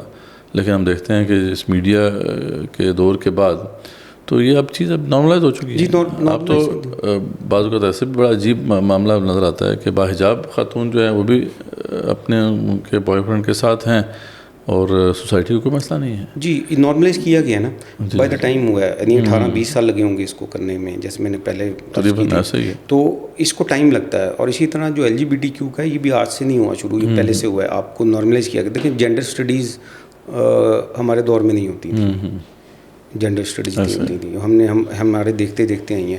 جینڈر اسٹڈیز کے نام کے اوپر پاکستان کی بڑی یونیورسٹیز کے اندر جو کچھ ہو رہا ہے, ڈسکشن کو شروع کیا گیا, ڈیبیٹ کو سٹارٹ کیا گیا, تو اس میں جو کچھ کیا گیا ہے, جو کچھ ابھی ہو رہا ہے, جو تعلیم, میں یہ کہتا ہوں کہ جو تعلیم کے نام پر پاکستان میں ہو رہا ہے, کلچر کے نام پر بھی, کلچر کے نام پر جو ہو رہا ہے وہ تو ہو ہی رہا ہے, لیکن جو تعلیم کے نام پر یونیورسٹیز کے اندر پاکستان میں ہو رہا ہے, اور پاکستان کی بڑی مشہور وہ یونیورسٹیز کہ جن سے کہا جاتا ہے کہ جی جو بچہ پڑھ لے تو بڑی بات ہے, وہاں پر جو ہے وہ اس قسم کی چیزیں, وہ چاہے LGBTQ سے متعلق ہوں, اور یا وہ آپ کی جو معاشرتی اقدار ہیں, یا اسلامی اقدار ہیں, ان کی دھجیاں بکھیرنے میں وہ نمبر 1 ہیں. آپ کو میں ایک چھوٹی سی, میں آپ کو چھوٹا سا ایک واقعہ, میں آپ کو چھوٹا سا, کیونکہ لوگ شاید یہ نہ کہیں کہ یہ باتیں کر رہے ہیں, کوئی مولوی صاحب باتیں کر کے چلے گئے ہیں. تو اب لاہور کی ایک بڑی مشہور یونیورسٹی ہے اور ڈیفینس میں موجود ہے, وہاں پر ابھی پچھلے سال کی بات ہے, تو بلکہ میں نے خبر بریک کی تھی, تو وہاں پر جو ہے وہ رقص ماہواری ہوا کہ اگر عورت کو حیض آئے اور اس نے ناچ کر بتانا ہو کہ اس کو حیض آ رہا ہے کس طرح ہوگا, تو وہ ویڈیو میرے پاس موجود ہے. اور یہ کب ہوا؟ یہ 1.25 سال 1.5 سال پہلے. لیکن اصل بات یہ نہیں ہے کہ یہ ہوا, اصل بات یہ ہے کہ یہ کس نے کرایا, کہاں ہوا, جسے وہ کہتے ہیں نا پروم, وہ کہتے ہیں پروم نائٹ. اور اصل کیا ہوا وہاں پر, اصل یہ ہوا کہ باہر سے خاتون فرح احمد وہ آئی اور اس نے وہاں پر آ کے یہ سارا کچھ کروایا. اس کو ظاہری بات بلایا گیا, اس نے یہاں پر دنیا کے اندر ایک آرٹ ہوتا ہے جس کو کہتے ہیں پیریڈ آرٹس, کہ عورتیں اپنے حیض کے خون سے پینٹنگز بناتی ہیں. تو اس کی ورکشاپ اس نے آ کر اس یونیورسٹی میں دی ہے, اور اس کی بک ہے اس کے اوپر, اور جو اس بک کے اوپر آرٹ ورک ہے وہ انڈیا کی ایک لیلا فری چائلڈ کے نام سے ایک آرٹسٹ ہے, وہ اس نے ڈونیٹ کیا ہوا بلڈ, بلکہ آرٹ ورک بھی اس نے بنا کے دیا ہے, وہ اوریجنل ہے اس کی بک کے ٹائٹل پہ جو ہے. اور اس بک کو یہاں پر اس یونیورسٹی کے اندر اس کی مارکیٹنگ کی گئی ہے, اور اسی کے تحت رقص ماہواری بھی کروایا گیا ہے. اور جب ہم کہتے ہیں کہ بھئی یہ کیا ہو رہا ہے یہاں پہ تعلیم کے نام کے اوپر, تو ظاہر سی بات ہے پھر ہمارا اس طرح کے تعلیمی اداروں میں پھر ہمیں بلایا بھی نہیں جاتا. تو یہ چیزیں, یعنی کہ یہ تو ایک چیز ہے جو میں نے ابھی آپ کے سامنے بیان کی ہے. یہاں پہ یہ ایک اور اسٹریٹجی, اب آپ زیادہ بہتر جانتے ہوں گے کہ بعض اوقات ایسا بھی یہ نہیں کرتا پاکستان میں ہوتا کہ ایک شاک کریٹ کیا جاتا ہے, شاک ویو کریٹ کی جاتی ہے, نہیں ایسا بلنٹ ایکٹ کیا جاتا ہے جیسے یہاں پہ عورت مارچ بھی ہوتا ہے, اور وہ اتنی وہ اگریسو ان کی کیمپین ہوتی ہے کہ اس کے بعد پھر تاکہ نارملائزیشن کا ایک روم بن سکے کہ چلو یار یہ تو بہت ہی زیادہ ہو گیا, اسے تھوڑا کم کر لیا جائے. تو یہ بھی اسٹریٹجی کا حصہ ہے کہ جب کسی چیز کو نارملائز کرنا ہو تو اس کے بالکل ایکسٹریم جو صورت ہے اس کو ایک دم جو ہے پریزنٹ کر دیا جائے, تاکہ لوگ کہیں یار یہ تو بہت ہی غلط بات ہو گئی, تو اس سے کم تر جو ہے نا اس پہ وہ ایگری کر جائیں. ہاں یہ دیکھیں, وہ ہوتا یہ ہے کہ موت دکھا کے بخار دینے والی بات ہے, جو مثال ہے نا موت دکھا کے, لیکن لیکن جب آپ ملکی سطح کے اوپر یہ چیزیں دیکھتے ہیں تو مطلب چیزیں اس طرح کام نہیں کرتی. جیسے ہم کہتے ہیں کہ انٹرنیشنل افیئرس کے اندر چیزیں بہت اور طریقے سے کام کرتی ہیں, انٹرنیشنل ڈپلومیسی میں. اسی طریقے سے جب ہم لوگ ٹیکنیکلی ان کو کہتے ہیں انفلوئنس آپریشنس, اور اب جیسے عورت مارچ ہے, مورت مارچ ہے, اقلیتی مارچ ہے, یہ سب فنڈڈ ہوتے ہیں. پہلی بات ہم یہ سمجھتے ہیں کہ یہ صرف پیسہ کمانے کے لیے. کون فنڈ کرتا ہے؟ دیکھیں کون فنڈ کرتا ہے اس میں اس طرح ہوتا ہے نا کہ یہ ہر کسی ملک کے کسی دوسرے ملک کے اندر مختلف انٹرسٹس ہوتے ہیں. ٹھیک ہے. ان انٹرسٹ کو سرو کرنے والے لوگ موجود ہوتے ہیں جو بکنے والے ہوتے ہیں اور وہ پوری دنیا میں ہوتے ہیں, موجود ہوتے ہیں, اور ان کو استعمال کیا جاتا ہے. اور بعض دفعہ ایسا ہوتا ہے, میں نے بک میں بھی لکھا ہے کہ بعض دفعہ ہمارے سوشل میڈیا پہ ہمارے بچے استعمال ہو رہے ہوتے ہیں, ان کو خود بھی نہیں پتہ ہوتا کہ ہم استعمال ہو رہے ہیں. تو بہت سارے ایسے لوگ ہیں جو استعمال ہو رہے ہوتے ہیں, ان کو خود بھی نہیں پتہ ہوتا کہ ہم استعمال ہو سکتا ہے میں بھی کبھی استعمال ہوں اور مجھے پتہ ہی نہ ہو کہ میں استعمال ہو چکا ہوں. ظاہری طور کے اوپر تو آپ کو یہی لگتا ہے کہ چیزیں سامنے اپیرنٹلی چیزیں ٹھیک ہیں. جیسے میں بڑی کھلی بات کرتا ہوں, ابھی بلوچستان کے لوگوں نے یہاں پہ بڑے عرصہ یہاں پہ اسلام آباد کے اندر لگا کے رکھا, کیمپ لگا کے رکھا. ٹھیک ہے, ہم بھی کہتے ہیں کہ دیکھیں ظلم اور زیادتی کسی کے بھی ساتھ ہو, وہ چاہے مسلمان ہو نا مسلمان ہو, بلوچی ہو, سندھی ہو, پنجابی ہو, پٹھان ہو, ہم تو سب کو کہیں گے کہ زیادتی کسی کے ساتھ تو وہ زیادتی. ظلم کے خلاف تو ہمارا دین بھی بڑا واضح ہے کہ ہمیں آواز بلند کرنی ہے. لیکن آپ کا کیا خیال ہے کہ وہاں پر جو سب کچھ ہوا, کلبھوشن یادو کہاں سے پکڑا گیا تھا؟ یعنی کلبھوشن یادو جو ہے وہ کہاں سے پکڑا گیا تھا؟ اس کے پاس پاسپورٹ کس ملک کا تھا؟ صحیح بات. ٹھیک ہے, تو وہاں پہ وہ کیا کر رہا تھا؟ اب یہ وہ چیزیں ہوتی ہیں جو کہ اچھا, یہ ہمارے بعض لوگ یہ سمجھتے ہیں کہ جب آپ اس طرح کی باتیں کرتے ہیں نا تو بعض لوگ سمجھتے ہیں کہ وہ یہ کسی خاص طبقے کا آدمی ہے یا ان کی لینگویج بات بولتا ہے. ایسا نہیں ہوتا. اصل میں ہمارے لوگ پڑھتے ہی نہیں ہیں, سوچتے ہی نہیں ہیں. اور جو آپ کے انٹرنیشنل ریلیشنس کے اب میرا ایک اسٹوڈنٹ ہے میوزک کا, کچھ عرصہ پہلے میں ہم بیٹھے ہوئے تھے تو اس نے مجھے بتایا حسن بھائی کووڈ کے دوران میں نے 2 ماسٹرز کر لیے ہیں. میں نے کہا کون سے کیے ہیں؟ تو اس نے مجھے کہا پولیٹیکل سائنس میں اور انٹرنیشنل ریلیشنز میں. آپ اس سے انٹرنیشنل ریلیشنز پہ بات کر کے دیکھ لیں, اس کو کیا پتا ہے انٹرنیشنل ریلیشنز کا. اگر وہ سن رہا ہے تو سوری, میرے اسٹوڈنٹ ہے میرا. تو اصل بات یہ ہے کہ دیکھیں چیزیں کتابوں سے صرف نہیں سیکھی جاتی ہیں, آپ کو اس کے لیے ریسرچ کرنی پڑتی ہے اور گہری ریسرچ کرنی پڑتی ہے. آپ کو دشمن کو پڑھنا پڑتا ہے, دشمن کی کتابیں پڑھنی پڑتی ہیں اور ان کی اسٹریٹجیز جو ہیں وہ آپ کو سیکھنی پڑتی ہیں. اور اگر آپ نے واقعی کام کرنا ہے اور ان کو ڈی بنک کرنا ہے, بریک کرنا ہے چیزوں کو. اور اس وقت سب سے زیادہ ضرورت اس چیز کی ہے کہ ہماری جو یوتھ ہے جو میں سمجھتا ہوں کہ ایسے لوگ ہیں جو آواز رکھتے ہیں, جن کی فالوئنگ ہے, ان کو پتہ ہونا چاہیے کہ ماڈرن ایرا کے اندر, موجودہ ڈیجیٹل دور کے اندر ہمیں کیا چیلنجز ہیں, اور ہم صرف روایتی طریقوں اور روایتی جنگوں کا شکار نہیں ہیں. اس وقت جو جنگیں ہیں وہ اس کی بیٹل فیلڈ جو ہے وہ سوشل میڈیا ہے. بالکل, انفارمیشن ففتھ جنریشن وارفیئر, اس پہ بھی انشاءاللہ بات کرتے ہیں. تو ٹھیک ہو گیا نہیں, لیکن یہ کہ اس پہ اعتراض اکثر اٹھتا ہے کہ جی آپ مولوی لوگ جو ہیں یہ ہمیشہ یہ کہتے ہیں جی سازش ہوگی. آخر پاکستان کے خلاف کسی کو کیا سازش کرنے کی ضرورت ہے؟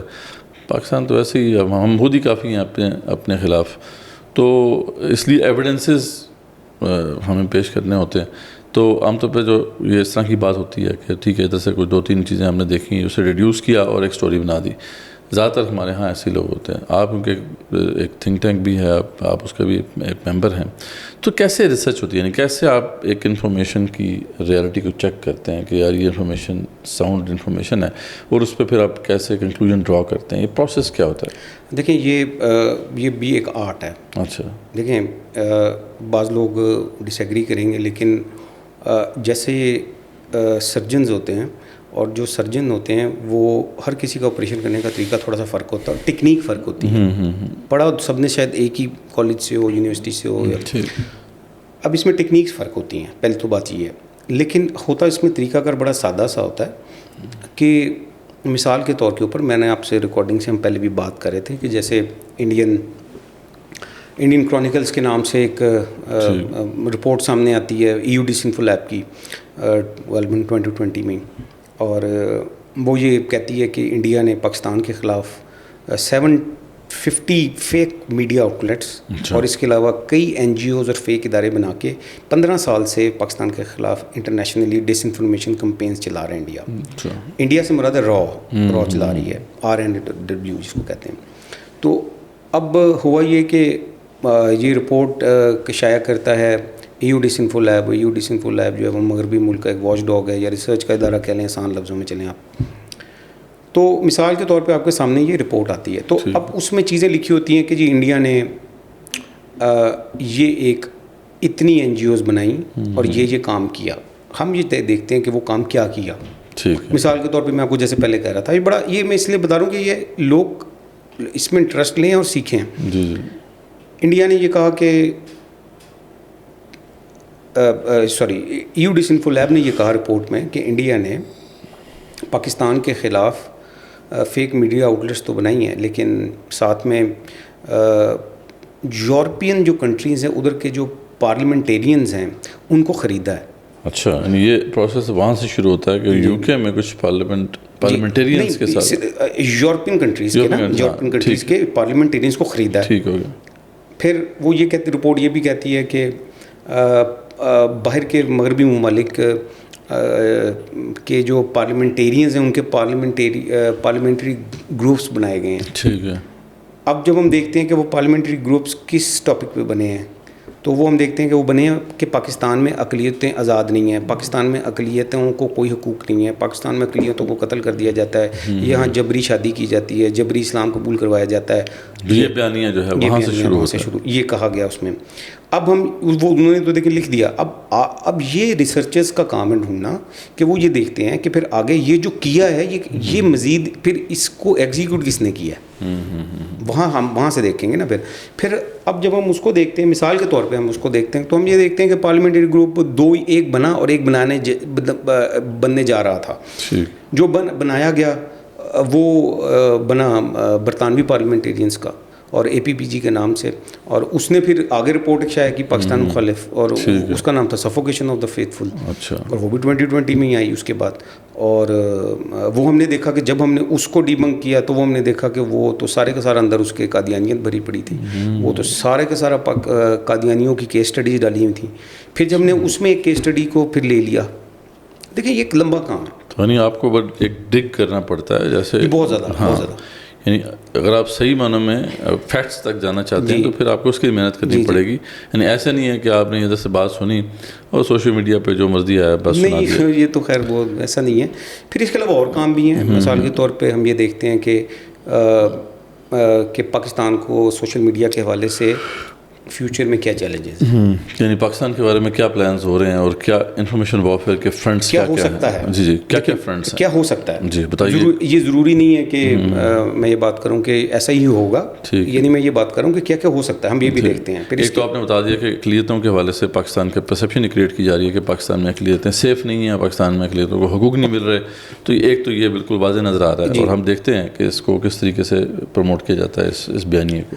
اور کون سے چیلنجز ہیں جو اس وقت پاکستان کو جو چیلنجز ہیں نا جس میں پاکستان لیک کرتا ہے، میں یہ سمجھتا ہوں اس میں پاکستان میڈیا وارفیئر میں بہت پیچھے ہے. نیریٹو بلڈنگ میں چلیں آسان اور کرنے، نیریٹو بلڈنگ میں بہت زیادہ پیچھے ہے. جبکہ آپ اگر کلچر دیکھیں گے نا انڈین میڈیا کا تو وہ ان کا کلچر تھوڑا فرق تو ہے، ہمارے سے فرق ہے. میڈیا کا کلچر جو ہے اس کی بات کروں، لیکن ہماری اسٹریٹجی اس کے حوالے سے جو ہے وہ میں نہیں سمجھتا کو مؤثر ہے. اس کے حوالے سے بھی ہم کام کر رہے ہیں الحمدللہ. اور ان کی جو میڈیا وارفیئر ہے اس کو کاؤنٹر کرنے کے لیے بھی ہم اس پہ بھی کام ہو رہا ہے. اور اس پہ بھی انشاءاللہ اس پہ کانٹینٹ بھی بنے گا، لیکن اس پہ ظاہر بات ہے ریسرچ کا کام جو ہے وہ بھی ہے، اور دیگر چیزیں بھی ہیں. ہم دیکھتے ہیں کہ کون کیا کر رہا ہے اور کس نے کس طریقے سے کام ہو رہا ہے. بہت دیکھیں یہ چیزیں ایسی ہوتی ہیں کہ یہ بہت مائنر ڈیٹیلز ہوتی ہیں اس کے اندر، بہت مائنر سے مائنر ڈیٹیلز آپ کو دیکھنی پڑتی ہیں. اور تو آپ پھر کہیں جا کے جو ہے نا پھر آپ آہستہ آہستہ پالش ہوتے ہیں اور کرتے ایکسپرٹ تو خیر بہت مشکل ہے بننا. یہاں پہ کوئی ایسے ریپوٹیبل ایجنسیز ہیں کہ جو اس طرح انفارمیشن کو ڈسائفر کرتی ہیں اور پھر اس کے بعد ایک فیکٹس تک پہنچنے کی کوشش کرتی ہیں؟ یہاں پہ کیا ٹرینڈ ہے اس کا پاکستان میں؟ آپ کو نہیں، پاکستان میں ٹرینڈ اس لیے بھی نہیں ہے کیونکہ اس کی وجہ یہ ہے کہ دیکھیں پاکستان میں چیلنجز ہمیں جو سطحی طور پہ نظر آتے ہیں وہ روٹی کپڑا مکان بجلی پیٹرول پانی ہی ہیں. جبکہ میرا خیال ہے کہ ڈینیل مارکی کی کتاب کب پرانی ہو گئی، اب تو آپ اس کو پڑھ لیں، اس نے ساری چیزیں لکھی ہیں. پاکستان جب سے بنا ہے یہ ایسا ہی ہے. اور جو عالمی سامراجی صہیونی قوتیں ہیں یا آپ اس کو آسان لفظ میں انٹرنیشنل اسٹیبلشمنٹ کہہ لیں، یہ انہوں نے طے کر لیا ہے کہ پاکستان کو نہ ڈوبنے دینا ہے نہ اوپر آنے دینا ہے. اچھا, اور یہ ایسے ڈوبنے بھی نہیں دینا, یہ ڈوبنے, کیونکہ ڈوب جائے گا تو پھر بھی ان کے نقصان میں ہے. اچھا, اور اگر اوپر چلا جائے گا تو تب بھی نقصان میں. تو استعمال کرنا ہے اس کو, بس اس کو استعمال بھی کرنا ہے, اور اس کے ساتھ ساتھ اس کو نہ نیچے جانے دینا نہ اوپر جانے دینا, اس کو بس ایسے ہی ایسے. اس کے لیے آپ سمجھتے ہیں کہ جو مین وہ جو ان کا فرنٹ ہے وہ انفارمیشن موجودہ ٹائم میں ڈفرینٹ ہے. انفارمیشن وارفیئر اپنی جگہ پہ کام کر رہی ہے, انفلوئنس آپریشنز فزیکلی بھی ہو رہے ہیں. فزیکلی میں نے ورڈ اس لیے استعمال کیا شاید لوگ اس کو ذرا آسانی سے سمجھ جائیں. فزیکل سے مراد ہاتھ لگانے کی بات نہیں میں کہہ رہا, مطلب میں یہ کہہ رہا ہوں کہ آپ کو سڑکوں پہ بھی نظر آتے ہیں اور آپ کو سوشل میڈیا پہ بھی نظر آئیں گے. اور اس کے ساتھ ساتھ جو چیلنجز ہیں وہ ظاہر سی بات ہے, دہشت گردی کا چیلنج ہے وہ ہے ہی ہے, سب کو پتہ ہے. کا مسئلہ ہمارے اوپر تلوار فیٹ اف کا مسئلہ آپ دیکھیں, فیٹ اف کا مسئلہ ہے آپ کو میں چھوٹی سی, فیٹ اف کے جو پاکستان ریویو میں تھا, فیٹ اف بلیک میں جا رہا ہے جی, براؤن میں جا رہا ہے جی, گرے میں جا رہا ہے. ایک مثال دے رہا ہوں تو میں مذاق سے, یہاں فیٹ اف کی ٹیم آئی ہوئی تھی, اسلام آباد بھی آئی, ادھر لاہور بھی پھر رہے تھے, وہ اکثر تو ان میں سے انڈینس تھے. تو مطلب یہ مختلف چیزیں, مطلب دیکھیں کہ یہ اور طریقے سے کام کرتی ہیں نا چیزیں. ہاں پاکستان کو چیلنجز اور ہیں, اور قسم کے چیلنجز ہیں, لیکن ایک بات جو ہمیں ماننی پڑے گی اور جو بات ہمیں ماننی چاہیے, جہاں کمزوریاں ہیں, کوتاہیاں ہیں, اور میں سمجھتا ہوں کہ نیگلیجنس نہیں بلکہ بہت ساری چیزیں جو نہیں ہو رہی جو ہونی چاہیے تھیں. اور میں کوئی کسی کی سائڈ یا یہ نہیں لینے جا رہا, نہ ہمیں کوئی اس کے پیسے ملتے ہیں کوئی اس چیزوں کے بولنے کے. لیکن اس کے ساتھ ساتھ ایک چیز یہ ضرور ہے کہ آپ یہ دیکھیں کہ اس وقت آپ پاکستان کو کس جگہ سے پاکستان سیف ہے اور سیف نہیں ہے. چائنا کی سائڈس کے علاوہ نہ آپ افغانستان سے سیف ہیں اس وقت. ہاں, پاکستان بھی اب آپ کے خلاف بات کر رہا ہے. نہ آپ ایران سے سیف ہیں, نہ آپ انڈیا سے. اچھا, افغانستان تو چلو ابھی اتنا شاید ٹیکنیکلی وہ اتنے ساؤنڈ نہیں ہے کہ انفارمیشن وارفیئر ہم پہ مسلط کریں, لیکن Iran, India, U S A, Europe, وہ تو یہ تو ہیں, یہ تو انفارمیشن وارفیئر ہم پہ مسلط کر رہے ہیں. کون کون سے بڑے ایشوز آپ کو نظر آتے ہیں جن میں ہم دیکھ رہے ہیں کہ ایک بڑی زبردست آن سلاٹ ہے پاکستانی معاشرے کے اوپر؟ دیکھیں وہ سب سے بڑی بات یہ ہے کہ اسرائیل کو تسلیم کرنے کے حوالے سے. اچھا, آپ نے اس کو ٹریس کیا؟ ہاں الحمدللہ. آپ کے ادارے نے, مطلب جو ادارے کا نام آپ نے کیا بتایا؟ Forum for media research and policy. اچھا, ٹھیک ہے. دیکھیں اس پہ forum for media research and policy نے تو بہت کام نہیں کیا ایسے میں آپ کو, اس پہ ہمارا کے ٹی وی نے بہت کام کیا ہے. اچھا. تو اس پہ ہم نے وہ نیٹ ورکس یہاں پہ جو ہے ان کو ایکسپوز کیا ہے جو پہلے نہیں تھے. صحیح ہے. یا بہت کم تھے. کے ٹی وی آپ کا اپنا personal channel? K T V media network ہے جی, اس کی پوری ٹیم ہے, اور وہ اس میں ایگزیکٹو باڈی ہے, پھر اور ٹیم ہے, اس میں پروفیشنلس کام کرتے ہیں. تو آپ کے ٹی وی کا پارٹ ہے؟ جی میں اس کا. تو آپ کہہ رہے ہیں کے ٹی وی نے اس پہ کام کیا ہے, اسپیشلی جو اسرائیل کو تسلیم کرنے کے حوالے سے؟ جی, اسرائیل کو تسلیم کرنے کے حوالے سے پاکستان میں جو لوگ لابنگ کرتے ہیں انٹرنیشنلی, وہ کون لوگ ہیں؟ ٹھیک ہے. اور اسی طریقے سے وہ کن این جی اوز کے یہ سب انفارمیشن مل سکتی ہے آڈینس کو؟ مل سکتی ہے. اچھا, کے ٹی وی کا, ٹھیک ہے, ہم لنک انشاءاللہ اس میں بہت سے دیکھیں, اس میں یوں ہے کہ بہت ساری انفارمیشن, پھر میں وہی بات ہو جائے گی. دیکھیں انفارمیشن ایک صاحب ہیں, وہ آپ بھی ان کو جانتے ہیں شاید غالباً, اور وہ اسی طرح بڑا اچھا کام کریں میڈیا کے اوپر, نظریاتی محاذ کے اوپر. تو ان سے میری بات ہو رہی تھی تو میں نے ان کو بھی یہی بات کہی تھی کہ انفارمیشن کا ایک اصول ہوتا ہے. انفارمیشن کا اصول یہ ہوتا ہے کیا چیز نہیں دینی, جبکہ جو ہمارے نظریاتی محاذ پہ کام کرنے والے جو دوست بھائی ہیں, احباب ہیں, وہ لیک کرتے ہیں اس چیز میں بہت, کیونکہ وہ میڈیا پروفیشنل نہیں ہے نا, وہ مطلب پروفیشنلی نہیں جانتے چیزوں کو. وہ ہر انفارمیشن کو پاس کر دیتے ہیں اور وہی سمجھتے ہیں کہ ہم لوگوں کو ایجوکیٹ کر رہے ہیں, جبکہ ایسا نہیں ہوتا. جو میڈیا ہے, یہ بات یاد رکھ لیں کہ میڈیا ایجوکیشن کا ٹول نہیں ہے موجودہ دور میں. ہاں ٹھیک ہے, آپ کرنا چاہیں کر لیں, کر رہے ہیں ٹھیک ہے, فائدہ لے رہے ہیں اس سے, وہ بھی لے لیں. ایکچولی نہیں ہے, وہ وارفیئر کا ٹول ہے. یہ ایسے ہی ہے کہ آپ کے پاس ایک بڑی سی بندوق ہے اور آپ اسے جالے بھی اتار لیں تو ٹھیک ہے, اگر گھر میں پڑی ہے تو جالے بھی اتار لیں تو فائدہ, اس کا نقصان تو کوئی نہیں ہے. لیکن اصل میں تو وہ جالے اتارنے کے لیے نہیں بنی. اب آپ جالے اتار رہے ہیں اس سے, اور آپ اصل کام اس سے جو لینا چاہیے نہیں لے رہے ہو, تو پھر آپ پہ ہے نا. وہ میڈیا موجودہ دور کے اندر چاہیے, اب یہ جو کیمرہ ہے یا جو مائک ہے, یہ ویپنز ہیں. صحیح. یہ کوئی عام چیز نہیں ہے. یعنی آپ پورے ملک کو جو ہے اس کی اکانومی کو بیڑا غرق کر سکتے ہیں. نہیں دیکھیں چیزیں ہم لوگ یہ پھر میں نے وہی میں نے آپ سے پہلے بھی بات کی تھی کہ ہم یہ سمجھتے ہیں کہ ایک ملک دوسرے ملک پہ قبضہ کر لے گا. ایسے نہیں ہوتا. ہاں ایسے تو اس دنیا میں ہو بھی نہیں سکتا. وہ نہیں کرتے, پہلے ہوتا ہے نا, جیسے افغانستان پہ آ گیا, ہم بدل گئی ہیں چیزیں, شاید پہلے اب دوبارہ بھی ہو جائے, یہ نہیں میں کہہ رہا ایسا ہوگا ہی نہیں, لیکن چیزیں بدل گئی ہیں. اکنامک وارفیئر کی بات ہوتی ہے نا, اکنامک وارفیئر کی بات, انفلوئنس آپریشنس پہ ہم بات کرتے ہیں, سائیکولوجیکل وارفیئر پہ ہم بات کرتے ہیں. جنگ وہ ہے 80% جنگ وہ ہے جو کہ نان کائنیٹک ہے. کائنیٹک وار جو ہے وہ تو بہت کم لڑی جاتی ہے نا.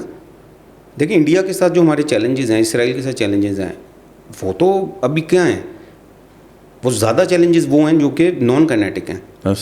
ٹھیک ہے, وارفیئر جو اکنامک وارفیئر کے ہیں, انفلوئنس آپریشنس کے ہیں, اور بھی اس طرح کے ہیں. تو ہمیں تھوڑا سا سمجھنے کی ضرورت ہے کہ ہمیں یعنی جو کیمرہ ہے, جو یہ ٹولز ہیں, جو میڈیا ہے, اس کا استعمال, انفارمیشن جو ہے نا, انفارمیشن کیا نہیں دینی, ہر انفارمیشن کو پاس نہیں کرنا. تو وہ جو اسرائیل سے متعلق آپ نے کی نا, وہ ہم ہر انفارمیشن پاس نہیں کرتے. ٹھیک ہے, دیکھیں انفارمیشن, کیونکہ ہمارا نزدیک انفارمیشن ایک ویپن ہے. یوں کہہ سکتے ہیں کہ یہ 2 دھاری تلوار ہے, بلکہ 4-5 دھاری ہوگی. اچھا 4-5 دھاری تلوار. دیکھیں نا مثال انفارمیشن, یعنی ہو سکتا ہے کہ انفارمیشن جو آپ کے پاس آئی ہے, آپ نے ڈسائفر کی ہے, وہ ہو سکتا ہے پاکستان کے خلاف بھی ہو. نہیں, یوں ہوتا ہے کہ مثال کے طور پہ میں آپ کو بتاتا ہوں. دیکھیں ایک انفارمیشن ہے جو میرے تک پہنچی ہے, یا میں نے حاصل کی ہے جس طریقے سے بھی, یعنی اوپن انٹیلیجنس جو سورسز ہیں اس کے تھرو آئی ہے. اس میں کون سے سوشل میڈیا ہے, انٹرنیٹ ہے, یہ جو بھی ہے, یا میں نے انویسٹیگیٹو جرنلزم کی ہے, ٹھیک ہے, اس کے تھرو میں نے حاصل کی ہے, جو بھی ذریعہ. اب انفارمیشن جو ہوتی ہے, اب اس کو جو جب ہم کلاسیفائی کرتے ہیں, یا ہم چلیں کہہ دیں ہم اس کو شائع کرتے ہیں, ٹھیک ہے, پبلک کرتے ہیں, تو اس کے پیچھے کوئی مقصد ہوتا ہے. ٹھیک ہے, اور یہ مقصد ہونا چاہیے. ٹھیک ہے, مطلب اس لیے نہیں ہوتا کہ یہ دیکھو میں نے کر دیا, یہ نہیں ہوتا اصل میں. یہ میں آپ کو بتا رہا ہوں پروفیشنلی, ٹیکنیکلی, انٹرنیشنلی جو ہوتا ہے, ٹھیک ہے, انفارمیشن کو شائع کرنے کا پرپز ہوتا ہے کوئی, اور اس سے مقاصد حاصل کیے جاتے ہیں. کہیں پر تھریٹ جنریٹ کیا جاتا ہے, کہیں پر ایجوکیٹ کیا جاتا ہے, کہیں پر رویوں کے اوپر اثر انداز ہوا جاتا ہے, کہیں پر اپنی مرضی کے نتائج حاصل کیے جاتے ہیں, اور کہیں پہ آپ نے بدنام کرنا ہوتا ہے کسی کو. اور جیسے ابھی جیسے آپ پاناما لیکس ہے, Pandora box paper, Pandora papers ہے, تو ہم میڈیا کی لینگویج میں اس کو ہم بولتے ہیں ایکسپوئر ٹیکنیک. یہ ٹیکنیک ہے, اب لوگوں کو نہیں پتا اس کو کہتے ہیں ایکسپوئر ٹیکنیک. ٹھیک ہے, جیسے ابھی لیکس ہوئے ہیں, ابھی یہ لیکس ہیں, یہ بھی ایکسپوئر ٹیکنیکس ہیں. اس کو اوور آل ہم ایکسپوئر ٹیکنیک کہتے ہیں. اس سے کیا ہو رہا ہے, کوئی بدنام ہو رہا ہے. صحیح ہے, ٹھیک ہے, کسی کی لیجیٹیمیسی جو ہے وہ برباد ہو رہی ہے, چاہے اس نے کیا نہیں کیا, یہ تو بات کی بات ہے. یہ میٹر ابھی نہیں کر رہا, ابھی تو میٹر کر رہا ہے کہ ابھی تو اس کو دھونا پڑے گا اپنے پیسے داغ کے, بھی میں نے کیا نہیں کیا, داغ ڈل گیا. تو اس کو ہم کہتے ہیں کہ یہ ایک ایکسپوئر ٹیکنیک ہے. پھر اسی طرح ہوتے ہیں نلیفائنگ اوپوننٹ. یہ بھی میڈیا کی ایک ٹیکنیک ہے. نلیفائنگ اوپوننٹ ہوتا ہے کہ آپ کسی کے کریڈٹ کو ڈسکریڈٹ کر دیں. مثال کے طور پہ ایک شخص ہے, اس نے ایک بہت بڑا کام کیا, کوئی ایجاد کر دی, اور آپ کہہ رہے ہیں کہ او یار یہ کیا چیز ہے, یہ تو اس نے چوری کی ہے. ٹھیک ہے, اس کو ٹیکنیک کو کہتے ہیں نلیفائنگ اوپوننٹ. مختلف ٹیکنیکس ہیں, بک میں بھی اس میں نے کچھ لکھی ہیں, کتاب میں نے تھوڑی بہت لکھی تھی. سیچوریٹنگ دا انفارمیشن انوائرمنٹ ہے. آپ انفارمیشن انوائرمنٹ جو ہے اس کو سیچوریٹ کر دیں, کہ ایک بندہ جب جاتا ہے تو اس کو ہر جگہ وہی انفارمیشن مل رہی ہے, تو وہ چاہتے نہ چاہتے وہ انفارمیشن جو ہے وہ اس کے اوپر اثر انداز ہوگی. وہ جس جگہ بھی جائے گا اس کو وہی چیز مل رہی ہے, تو وہ کہیں نہ کہیں تو سن لے گا اثر, اور اگر سن لے گا تو کہیں نہ کہیں وہ اس پہ, تو مختلف ٹیکنیکس ہو جائے گا. تو یعنی یہ ہے معاملہ کہ انفارمیشن, آپ جو بھی انفارمیشن دنیا میں ایگزسٹ کرتی ہے, وہ ٹولز جو استعمال کیے جا رہے ہیں, میڈیا کی ٹولز استعمال کیے جن کے ذریعے سے انفارمیشن گیدر کی جاتی ہے یا ڈسیمینیٹ کی جاتی ہے. اور جیسا آپ نے بتایا کہ اس پہ زیادہ فوکس اس لیے ہے کہ یہ ایک ایسا ٹول ہے ہمارے پاس انفلوئنس کرنے کا کہ جس میں آپ کو فزیکلی نہیں جانا پڑتا, آپ ملٹیپل جو یہ چینلز ہیں ان کے ذریعے سے آپ انفلوئنس کر لیتے ہیں اور آپ کسی ملک کا پرسیپشن خراب کر سکتے ہیں, آپ کسی ملک کی اکانومی پہ اس طریقے سے اثر انداز ہو سکتے ہیں. تو it's a very powerful tool. اور جیسا آپ نے کہا کہ جو بھی انفارمیشن ایگزسٹ کر رہی ہے اس کے پیچھے ایک پرپز ہے, وہ انفارمیشن جو ہے وہ کسی پرپز کے تحت ہی ڈسیمنیٹ کی جاتی ہے پروفیشنل کی طرف سے. ٹھیک ہے, تو ہے تو سارے پروفیشنلز ہی ہیں اس کے اندر. نہیں, ہم ابھی بات کر رہے تھے نا, جیسے ہم جن کو یوٹیوب انفلوئنسرز کہتے ہیں, بالکل ٹھیک ہے, تو اب وہ یوٹیوب انفلوئنسرز جو ہے ان کو نہیں پتا نا اس چیز کا, لیکن وہ بھی تو ایک انفلوئنس کریٹ کر رہے ہیں, انفلوئنس کریٹ کر تو رہے ہیں, پھر جو کمرشل انٹیٹیز ہیں ان کو استعمال کرتے ہیں. ہاں وہ, لیکن میں خاص طور پہ ان کی بات کروں جو نظریاتی محاذ پہ کام کریں, ان کی بات کروں جو لائک مائنڈیڈ لوگ ہیں, جو اسلامک کانٹینٹ بناتے ہیں کسی ٹاپک پہ, تو وہ ان کو نہیں پتا ہوتا کہ میں نے کہا LGBTQ ہے تو وہ اس لیے اس پہ ویڈیو بنا دیں گے کہ یہ ٹرینڈ میں ہے. ٹھیک ہے, مطلب ان کو یہ نہیں پتا کہ واقعی کرنا تھا, اور ان کو بعضوں کو شاید یہ بھی نہ پتا ہو کہ اس سے رزلٹ کیا لینے تھے. اور اگر ہم یہ انفارمیشن دیں گے تو مثال کے طور پہ, اب یہ مثال کے طور پہ یہ ہوتا ہے کہ آپ دیکھیں گے کہ ایک ویڈیو ہے اس کے جی 1 لاکھ ویوز ہیں, ٹھیک ہے, تو یہ اب مجھ سے پوچھیں گے تو میرے نزدیک میٹر نہیں کرتا, ٹھیک ہے, کہ اس کے 1 لاکھ ہیں کہ 50 لاکھ ہیں. میٹر یہ کرتا ہے کہ جس مقصد کے لیے بنائے گی وہ پورا ہوا کہ نہیں ہوا. صحیح ہے, یعنی ویوز میٹر نہیں کرتے بلکہ یہ میٹر کرتا ہے کہ آپ کا آبجیکٹیو کتنا آپ نے اچیو کیا. دیکھیں میں آپ کو مثال دیتا ہوں, دیکھیں فرح, میں نے آپ کو مثال دی کہ فرح احمد پب یہاں لاہور میں آئی, اس نے یہاں پہ پیریڈ آرٹ میٹرز کے اوپر ورک شاپ کرائی, وہاں پر رقص ماہواری ہوا, ہم نے اس کی بریک کی نیوز, ٹھیک ہے, اور ہم نے کیوں کی, اور وہ عورت ہے جو کہ سلمان رشدی سے بھی اس نے اظہار یکجہتی کیا. اچھا, اور اس کے ویڈیوز موجود تھے, ہمارے پاس موجود ہیں. ہم نے اس کے خلاف, ہم نے جو اس نے کام کیا یہاں پہ, وہ ہم نے اس کو ہائی لائٹ کیا. جب ہم نے اس کو ہائی لائٹ کیا ہے, اور اس ویڈیو میں میں نے کہا تھا کہ جب ہم کہ اس ویڈیو کے بعد یہ اپنی ساری چیزیں ڈیلیٹ کر دے گی, اس نے ڈیلیٹ کر دی. اور اس نے ویب سائٹ 2 مہینے بند رکھی ہے اپنی, جس پہ وہ بک سیل کر رہی تھی. اس طرح اپنا کانٹینٹ ڈیلیٹ کر دیا. وہ سلمان رشدی والی ویڈیو اس نے اپنی ویب سائٹ سے ڈیلیٹ کر دی یا کروا دی گئی. تو کیا ہوا, اب وہ ویڈیو کیا پھر آبجیکٹیو تو اچیو ہوئے, لیکن لائکس شاید اتنا نہ ملے ہوں. وہ تو اس کو یونیورسٹی نے ہمیں اس پہ اسٹرائک بھیج دی, تو اس نے کہا جی اب یوٹیوب سے ویڈیو کا ٹائم, تو ہم نے ہٹا لی. لیکن بہرحال کوئی مسئلہ نہیں, ہمارا جو مقصد تھا پورا ہو گیا. مطلب پورا نہیں ہوا, لیکن ہمارا مقصد یہ تھا کہ یہ سمجھنے کی ضرورت ہے کہ یعنی باقی آپ صحیح کہہ رہے ہیں کہ یہاں تو بیٹ چال چل رہی ہے, بس یہ کتنے ملین ویوز ہو گئے ہیں, کتنے لاکھ ویوز ہو گئے ہیں, اس پہ ہم بھی اپنا ایک ہاتھ دھو لیں. لیکن جو اسپیشلی وہ لوگ جو نظریاتی طور پہ کام کرنا چاہ رہے ہیں ان کو یہ دیکھنا چاہیے. بعض اوقات اچھا ایسا بھی آپ بتائیں, گائیڈ کریں, بعض اوقات لگتا ہے ایسے کہ وہ ایشو جو ہے اتنا بڑا نہیں ہوتا جس کو یہ لوگ بڑا کر دیتے ہیں, یعنی وہ ایک طرح سے جو پرپز تھا اس کا اس کے اگینسٹ بات ہو جاتی ہے. اس میں سے الہاد ایک چیز ہے, سوری ٹو سے الہاد, بالکل وہ کوئی منظم گروہ نہیں ہے, ایسے ہی وہ آرگنائزڈ نہیں ہے, ٹھیک ہے, ان کے پاس حکومت نہیں ہے, وہ حکومت کے اندر اس لیول پہ نہیں ہے. بالکل, ابھی اتنا زیادہ ان کا انفلوئنس نہیں ہے, ابھی نہیں ہے. میں تو ابھی کی بات کر رہا ہوں, ٹھیک ہے. لیکن آپ سمجھتے ہیں کہ بعض ہمارے بھائیوں نے ان کو خام خواہ میں ایکسپوجر دے دیا. کام کرنے کی ضرورت ہے اس کے اوپر, اور بہت شدید ضرورت ہے. یہ میں نہیں کہوں گا کہ نہیں ہے, اس پہ کام کرنے کی ضرورت ہے, لیکن اس کو اتنا وزن نہ دیں کہ جتنا اس کا وزن بنتا نہیں ہے. یہ تو بڑی آپ نے خطرناک بات کی. وہ کیونکہ اس کی وجہ ہے کہ دیکھیں اس کا تو شعور واقعی نہیں ہے لوگوں میں. کنٹینٹ پروڈیوسر میں آپ کو چلیں آپ کو مثال دیتا ہوں آپ کو. مثال میں آپ کو یہ دیتا ہوں کہ ایک ہے الہاد. الہاد کیا کرتا ہے, ایک مسلمان کو کافر بنا دیتا ہے. اب جب وہ مسلمان سے وہ ملحد بن جائے, چاہے وہ ہندو بن جائے, چاہے وہ کرسچن بن جائے, یہودی بن جائے, بات ایک ہی ہے. ہمارے نزدیک بات ایک ہے, وہ اسلام سے نکل گیا, ٹھیک ہے جی. وہ ایتھیسٹ بن گیا ہے, وہ XYZ بن گیا ہے, اس میں ٹرمنالوجیز اور بھی آپ لگا لیں کوئی. اب ایک شخص جو ہے وہ اسلام بھی چھوڑتا ہے, لیکن وہ آرگنائزڈ ایک گینگ کا حصہ بھی بن جاتا ہے, یا نیٹ ورک کا حصہ بن جاتا ہے. اور وہ جو نیٹ ورک ہے وہ پاکستان میں پاکستان دشمن ممالک کا اعلیٰ کار بھی ہو, ٹھیک ہے. یعنی ایمان بھی گیا, ملک دشمنی بھی آ گئی, آپ کی اسلامی شناخت کو بھی ختم کرنا چاہتا ہو, اپنے آپ کو چھپا کے, مذہب کچھ اور ہے وہ چھپائے اور آپ کے درمیان گھس جائے, پارلیمنٹ میں چلا جائے, لیجسلیشنز کر دے, ब्यूरोक्रेसी में चला जाए, दीगर इदारों में चला जाए, वो ज़्यादा ख़तरनाक है कि वो ज़्यादा ख़तरनाक है?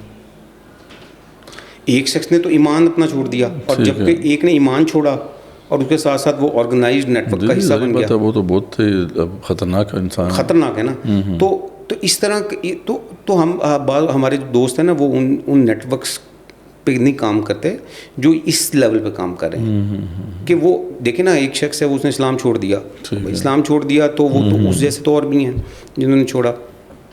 आप काम करें उसके ऊपर, ये बात नहीं मैं कर रहा। आप प्रायोरिटाइज करने की बात कर रहे हैं कि अगर हम इसमें काम कर रहे हैं तो हमने तो उन नेटवर्क्स को भी पकड़ना है। आपको मैं मिसाल देता हूँ, जो ऑर्गेनाइज्ड नेटवर्क्स। देखिए ना कि जो वेस्टर्न इंटेलिजेंस एजेंसीज हैं पाकिस्तान के खिलाफ काम करती हैं, वेस्टर्न से मेरी मुराद वेस्टर्न नहीं है, मसलन के जो भी गैर मुल्की कोई भी आप कह लें, वो जो काम करती हैं पाकिस्तान में, जो वो यहाँ पे जिन लोगों को प्रॉक्सीज़ को टेक्निकल हम उसको प्रॉक्सीज़ कहते हैं, जिन प्रॉक्सीज़ पे वो काम करती हैं, आपको मैं एक मिसाल देता हूँ। चलें आपको एक मिसाल देता हूँ। आपने नाम सुना होगा गौहर शाही, सुना है आपने? बिल्कुल नाम सुना। एक अजीब सी शक्ल का आदमी है जो बाहर के मुल्क में बैठा हुआ है, यूनुस अल गौहर के नाम से। यूनुस गौहर, उनका गौहर शाही का कोई कहता है कि मैं हूँ, वो आपने सुना होगा। बिल्कुल प्रॉक्सीज़ हैं। आज से कुछ अर्सा पहले ये लोग सिंध में काफ़ी तादाद में हैं, और ये यहाँ से उठ के इंडिया चले गए। ठीक है, गौहर शाही यहाँ से उठ के इंडिया चले गए, समझ गया कि जी हम पाकिस्तान में हमने नहीं रहना, ठीक है जी, हम इज्जत करके इंडिया जाएंगे। ठीक है, ये तो क्लियर हो गया। तो वो इंडिया चले गए और इंडिया जाके कुछ अर्सा वहाँ पे रहे, फिर जूते शूते खा के वापस आ गए। अब मकसद ये था कि पाकिस्तान को बदनाम किया जाए कि यहाँ पे हम लोग आज़ाद नहीं थे और ये नहीं थे, वो नहीं थे। अब वो वहाँ पे बैठ के जो है वो इस तरह की बातें अक्सर आपने सुनी होंगी उनकी। तो अब वो यानी कि वो एक शख्स को मुसलमान से, अब वो ज़ाहिर बात है वो मुसलमान तो नहीं है, आपको वो गैर मुस्लिम भी कर रहा है, ठीक है। अब वो मुल्हिद बना रहा है, क्रिश्चियन बना रहा है, यहूदी बना रहा है, कोई बना रहा है, हमें इससे गर्ज नहीं रहती है। लेकिन वो अलाकार है किसी बड़े नेटवर्क का अलाकार और उसको अब रोकना बड़ा ज़रूरी है। ठीक है, वो प्रॉक्सी बन गया। अब वो दीन के ऊपर भी हमला हो रहा है, आपके मुनज़्ज़म अंदाज से नेटवर्क का हिस्सा बन गया, प्रॉक्सी बन गया, और वो और ख़तरनाक हो गया, और पेनिट्रेशन। और फिर उससे बढ़ के ये कि एक शख्स जो है वो फिर अपनी शनाख्त को भी छुपा ले कि मैं हूँ मुसलमान, लेकिन वो था है नहीं, अब वो कादियानी ऐसे करते हैं। तो काफ़ी काम करने की ज़रूरत है। और जैसे आपने कहा कि बाज़ औक़ात हम भी मतलब अनजाने में ऐसा ना हो कि इस्तेमाल हो जाए, कि बाज़ औक़ात जैसे आपने कहा कि लाइक्स बढ़ रहे हैं, एक वीडियो आ गई है तो हमने उस पर बना दिया, हो सकता है कि हम उसके प्रोपगेशन का वो जो नज़रिया बन रहे हो। तो इसलिए यानी ये तो बड़ा ज़रूरी है कि हमारे जो ऐसे भाई हैं जो दीनी कंटेंट प्रोड्यूस कर रहे हैं और आइडियोलॉजिकल वॉरफेयर के अंदर हैं, तो उनको तो इस सब मामले का पता होना चाहिए। आखिरी बात जिसकी तरफ हम आते हैं कि पाकिस्तान की सोसाइटी में हमने देखा कि कुछ अरसे से एक बहुत बड़ी एक मीडिया वॉर हुई, और उसमें पाकिस्तान के अंदर हुई, और उसमें एक पार्टी और उसके फॉलोअर्स और हमारे कुछ इदारे, उनके दरमियान जो है ये एक बड़ी चपकलिश रही, और इसकी वजह से बहुत तबाही फैली है। इस पर थोड़ी सी बात करें कि ये जो एक इतनी बड़ी फ़ोर्स बन गई है जो कि रैशनल फ़ोर्स नहीं है, और डेवास्टेटिंग फ़ोर्स है। मतलब वो हर हाल में बस उनको यही है कि हमारा जो लीडर है बस वो दोबारा से उसको हुकूमत में होना चाहिए, वरना तो हम किसी को नहीं छोड़ेंगे। और इसने इतना इन्फ्लुएंस किया है कि यहाँ पर फाशिस्ट टेंडेंसीज़ जो है ना अभी नज़र आ रही हैं। तो इसका क्या करेंगे? जो इफरीत बन गया और इसका जो इम्पैक्ट हुआ है कि आने वाले वक्तों में हम इस इफरीत को डिफ्यूज़ कर पाएंगे, या ये हमारे लिए मज़ीद मसाइल पैदा करेगा? असल में इसको हमें समझने के लिए मैं ये समझता हूँ कि दुनिया का बड़ा माना जाता है और बेहतरीन कहा जाता है उसको डॉक्टर लिफ्टन को, साइकोलॉजिस्ट और न्यूरो साइंसिस भी गालिबन। तो डॉक्टर लिफ्टन ने चंद असूल लिखे हैं कल्ट के। अच्छा, कि कल्ट क्या होता है? ठीक है। और डॉक्टर लिफ्टन जो है वो मतलब दुनिया मानती है उसको, मतलब मेरा कज़न नहीं है वो, तो इस वजह से कह रहा हूँ। तो उसने ये बयान किया है कि, और लोगों ने भी लिखा है, लेकिन डॉक्टर लिफ्टन क्योंकि मशहूर आदमी हैं, लोग उसको मानते हैं, दुनिया में स्टूडेंट्स हैं, तो उसने चंद पॉइंट्स बयान किए हैं कल्ट के, जो मैं अभी बयान नहीं कर सकता, लंबे हो जाएंगे, टाइम बहुत चाहिए उसके लिए। तो मैं ये कहूँगा कि जो वो लोग जो कि کسی بھی پولیٹیکل، خاص طور پہ پولیٹیکل پارٹی کا حصہ ہیں اور ان کو اشد ضرورت ہے، چاہے وہ مذہبی سیاسی جماعتیں ہوں یا وہ سیاسی جماعتیں ہوں، صرف ان کو اشد ضرورت ہے کہ وہ ڈاکٹر لفٹن کے جو وہ پوائنٹس ہیں ان کو پڑھیں. ٹھیک ہے. اور وہ پڑھنے کے بعد وہ اپنے پہ غور کریں کہ کیا وہ اس میں فال تو نہیں کہیں کرتے. تو وہ خود پتہ چل جائے گا کہ ہم کیا کلٹ کا شکار تو نہیں ہو گئے ہیں. اور دو تین پوائنٹس اگر آپ مینشن کر سکیں. دیکھیں اس میں دیکھیں نا کہ مثال کے طور پہ ایک بڑی آسان سی بات ہے کہ آپ کو ہر برائی بھی اچھائی لگ رہی ہے. ٹھیک ہے. یہ کتنی آسان سی بات ہے سمجھنے کے لیے. تو آپ نے مطلب کہ جن کو لگ رہی ہے ان کو تو لگ رہی ہے، بس وہ ان کو تو نہیں کو سمجھا سکتا. ہاں دوسرے لوگ دبیلے جو ابھی کلٹ کے اندر، کلٹ کے جو ہے نا حصار میں بھی نہیں آئے، وہ تو دیکھ سکتے ہیں کہ یار ان کو نظر آ رہی ہے، ان کو ہر بری چیز بھی اچھی لگ رہی ہے. نہیں، میں نے ہمارے کوئی دوست ہیں، میں نے ان کو یہ بات بتائی تو انہوں نے اس کو کہا کہ یار آپ ٹھیک کہہ رہے ہیں، پڑھنا چاہیے. ٹھیک ہے. ہمیں غور کرنا چاہیے اس کو، جو کہ ہم نے نہیں کیا تو ہمیں کرنا چاہیے، دیکھنا چاہیے. تو لیکن میں یہ سمجھتا ہوں کہ ایک دور تھا، بھٹو صاحب کا بھی دور تھا، اور آل دو جب سوشل میڈیا نہیں تھا تو بھٹو صاحب جب آئے تو وہ اس دور میں بھٹو صاحب کی بھی فالوئنگ ایسی تھی. آج ان کے زمانے کے جو ان کے فالوورز ہیں وہ بڑے ان کے ڈائی ہارڈ فالوورز ہیں. تو اب یہ کم ہو جائے گی، آہستہ آہستہ کم ہو جائے گی. اچھا. اور کچھ اور آ جائیں گے، کنگز پارٹیاں بنتی ہیں، چلی جاتی ہیں، اگلی آ جاتی ہیں. لیکن یہ تو ہمیں پھرانا پوری دنیا میں نظر آتا ہے نا. جیسے ٹرمپ کی بات ہم بھی آپ سے اس ڈسکشن سے پہلے کر رہے تھے کہ ہم نے پوری دنیا میں دیکھا کہ جو پاپولسٹ لیڈرز ہیں، پاپولسٹ اسٹینس انہوں نے لیا، سوشل میڈیا کا استعمال کیا اور حکومت میں آ گئے. یعنی اب ان سوسائٹیز کے اندر ہمیں نظر آتا ہے کہ اب تھوڑا سا ریئیکشن ہوا ہے اس کے خلاف، کیونکہ پاپولسٹ اسٹینڈ جو لیتے ہیں لیڈرز، وہ کوئی پرفارمنس تو کرتے کوئی نہیں نا. پرفارمنس میٹر بھی نہیں کرتی ہے. آج ہمارے ہاں بھی یہ جس کی بات ہم کر رہے ہیں، ان کے فالوورز جو ہیں ان کے لیے پرفارمنس میٹر نہیں کرتی ہے. ان کو اگر آپ کہیں کہ بھائی کیا سوال پوچھیں کہ بھائی کیا ہوا، کیا کیا آپ کے لیڈر نے، تو یہ میٹر نہیں کرتا ہمارے لیے، ہم ان سے بس محبت کرتے ہیں. تو یہی معاملہ جو ہے ہمیں نظر آتا ہے کہ ویسٹ کے اندر بھی یہ ہوا، بلکہ پوری دنیا میں یہ ایک پاپولسٹ لیڈرز کا جو ہے نا ایک ہمیں جال پھیلتا ہوا نظر آ رہا ہے. تو اور یہ جو دیو ہے جس کی میں افریت کی بات اس لیے کر رہا تھا کہ ہر کوئی اس کو ٹیکل کرنے کی کوشش کر رہا ہے کہ کیسے اسے قابو میں رکھا جائے. تو ان کے پاس تو چلو ٹولز ایسے ہیں، یعنی ان کی اسٹیٹس بھی اتنے کیپیبل ہیں کہ وہ اس ساری چیزوں کو جانتے ہیں، تو وہ تو چلو کسی حد تک قابو کر لیں گے. ہمارا کیا بنے گا؟ ہمارا بننے کے لیے یہی ہے کہ ہمیں اسکول لیول کے اوپر سوشل میڈیا کو پڑھانا چاہیے. اور میں تو اس کو بہت زیادہ ایجوکیشن اویئرنیس جو ہے سوشل میڈیا کی، کہ ہمیں کیا کرنا ہے اور کیا نہیں کرنا.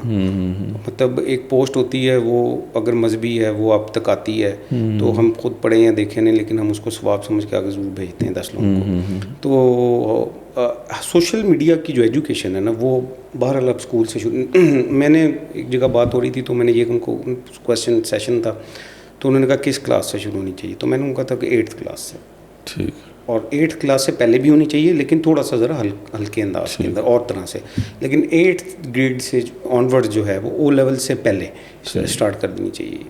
تو میں سمجھتا ہوں کہ یہی وہ ذریعہ ہے جس کے تھرو آپ اس کو کنٹرول کر سکتے ہیں. باقی جو پاپولر آپ نے وہ بات کی اور پولیٹکس کی، اس میں دیکھیں پوری دنیا کے اندر موسٹلی جو ہے نا وہ جتنے الیکشنز ہوتے ہیں ریگڈ ہوتے ہیں. طریقہ کار فرق ہوتا ہے. اور الیکشن ریگ کرنے کے لیے جو ٹول ہے وہ یہی میڈیا اور انفارمیشن. جی نہیں، ڈفرینٹ ہے. پاکستان کے اندر آپ دیکھتے ہوں گے کہ ووٹ زبردستی ڈال دیتے ہیں. یہاں پہ تو اور طریقے لیکن وہاں پہ ہم دیکھتے ہیں کہ جب یہ کہا جاتا ہے نا کہ امریکہ میں ریگ نہیں ہوتا تو جھوٹ ہے. یہ وہاں طریقہ کار فرق ہے. 2014 کے اندر جب کیمبرج انالیٹیکا نے ڈیٹا لیا فیس بک سے تو یہ ریگ نہیں کیا. ہاں ریگ کیا نا یہ. تو اسی طریقے سے پھر یعنی اور اسی طرح سے ہم یہ دیکھتے ہیں کہ اور ملکوں کے اندر ڈفرینٹ طریقے سے. ابھی یہ آپ کا انڈیا کے الیکشن چل رہے ہیں، آپ اس کو دیکھ لیں، اور بھی چیزیں ہیں اس کو پڑھ سکتے ہیں. تو مطلب ریگ ہر جگہ ہی ہوتے ہیں، اس کا طریقہ کار فرق ہے. ماڈرن دنیا میں ذرا اور طریقے سے، ہمارے اور طریقے سے. تو بہت ساری باتیں، بہت سے کویشچنز ہیں اس حوالے سے. تو تشنگی تو نہیں ہوئی ایک پوڈ کاسٹ سے، تو یہ ہم اسے کیپچر نہیں کر پائیں گے. لیکن یہ ہے کہ آڈینس کے لیے کافی فوڈ فار تھاٹ ہے. بہت سی ایسی انفارمیشن ان کے سامنے آئی ہے آپ کے اس پوڈ کاسٹ کے ذریعے سے، خود ہمارے سامنے بھی، کہ جس پہ غور کرنے کی ضرورت ہے. انشاءاللہ پھر آپ کو دوبارہ ہم اس حوالے سے دعوت دیتے رہیں گے. جو بھی آپ نے ملٹیپل اس کی ڈومینز کی طرف اشارہ کیا اور ملٹیپل کیٹیگریز کی طرف اشارہ کیا, اس کے اندر کسی پرٹیکولر کیٹیگری کو بھی ہم دیکھیں گے کہ کیا کچھ ہو رہا ہے. آپ قادیانیت کے حوالے سے بھی کافی اویئرنیس دیتے ہیں کہ کس طریقے سے ان کے لوگ کام کر رہے ہیں یہاں پر. پھر LGBTQ کے حوالے سے تو ہم اپنے اس پلیٹ فارم سے کافی کام کرتے رہے ہیں. جو اسٹرگل تھی اس کے خلاف ہے, جو ٹرانسجنڈر ایکٹ کے خلاف, اس میں بھی ہم اس الائنس کا حصہ تھے. اور یہ چیز ہم دیکھ رہے ہیں کہ وقت کے ساتھ ساتھ بڑی تیزی سے پھیل رہی ہے اور بڑی الارمنگ سچویشن ہے. بعض چیزیں ایسی ہیں جو اب آپ جیسے لوگ دیکھ سکتے ہیں کہ آپ اس انفارمیشن وارفیئر کو سمجھتے ہیں, لیکن وہ سرفیس پہ اس طرح نظر نہیں آ رہی, لیکن انڈر دا ٹیبل جو ہے ہم دیکھتے ہیں کہ وہ چیزیں گرو کر رہی ہیں اور بڑی تیزی سے گرو کر رہی ہیں. تو بہت کچھ ہے جو انشاءاللہ ان آنے والے وقتوں میں ہم آپ کو دعوت دیتے رہیں گے انشاءاللہ. آپ لاہور سے تشریف لائے تھے, جزاک اللہ خیر, آپ نے وقت دیا انشاءاللہ. تو آڈینس کے لیے بھی ہے کہ آپ نے دیکھا کہ یہ کتنا امپورٹنٹ ٹاپک ہے اور ہم سب کو اس حوالے سے ایجوکیشن لینے کی ضرورت ہے.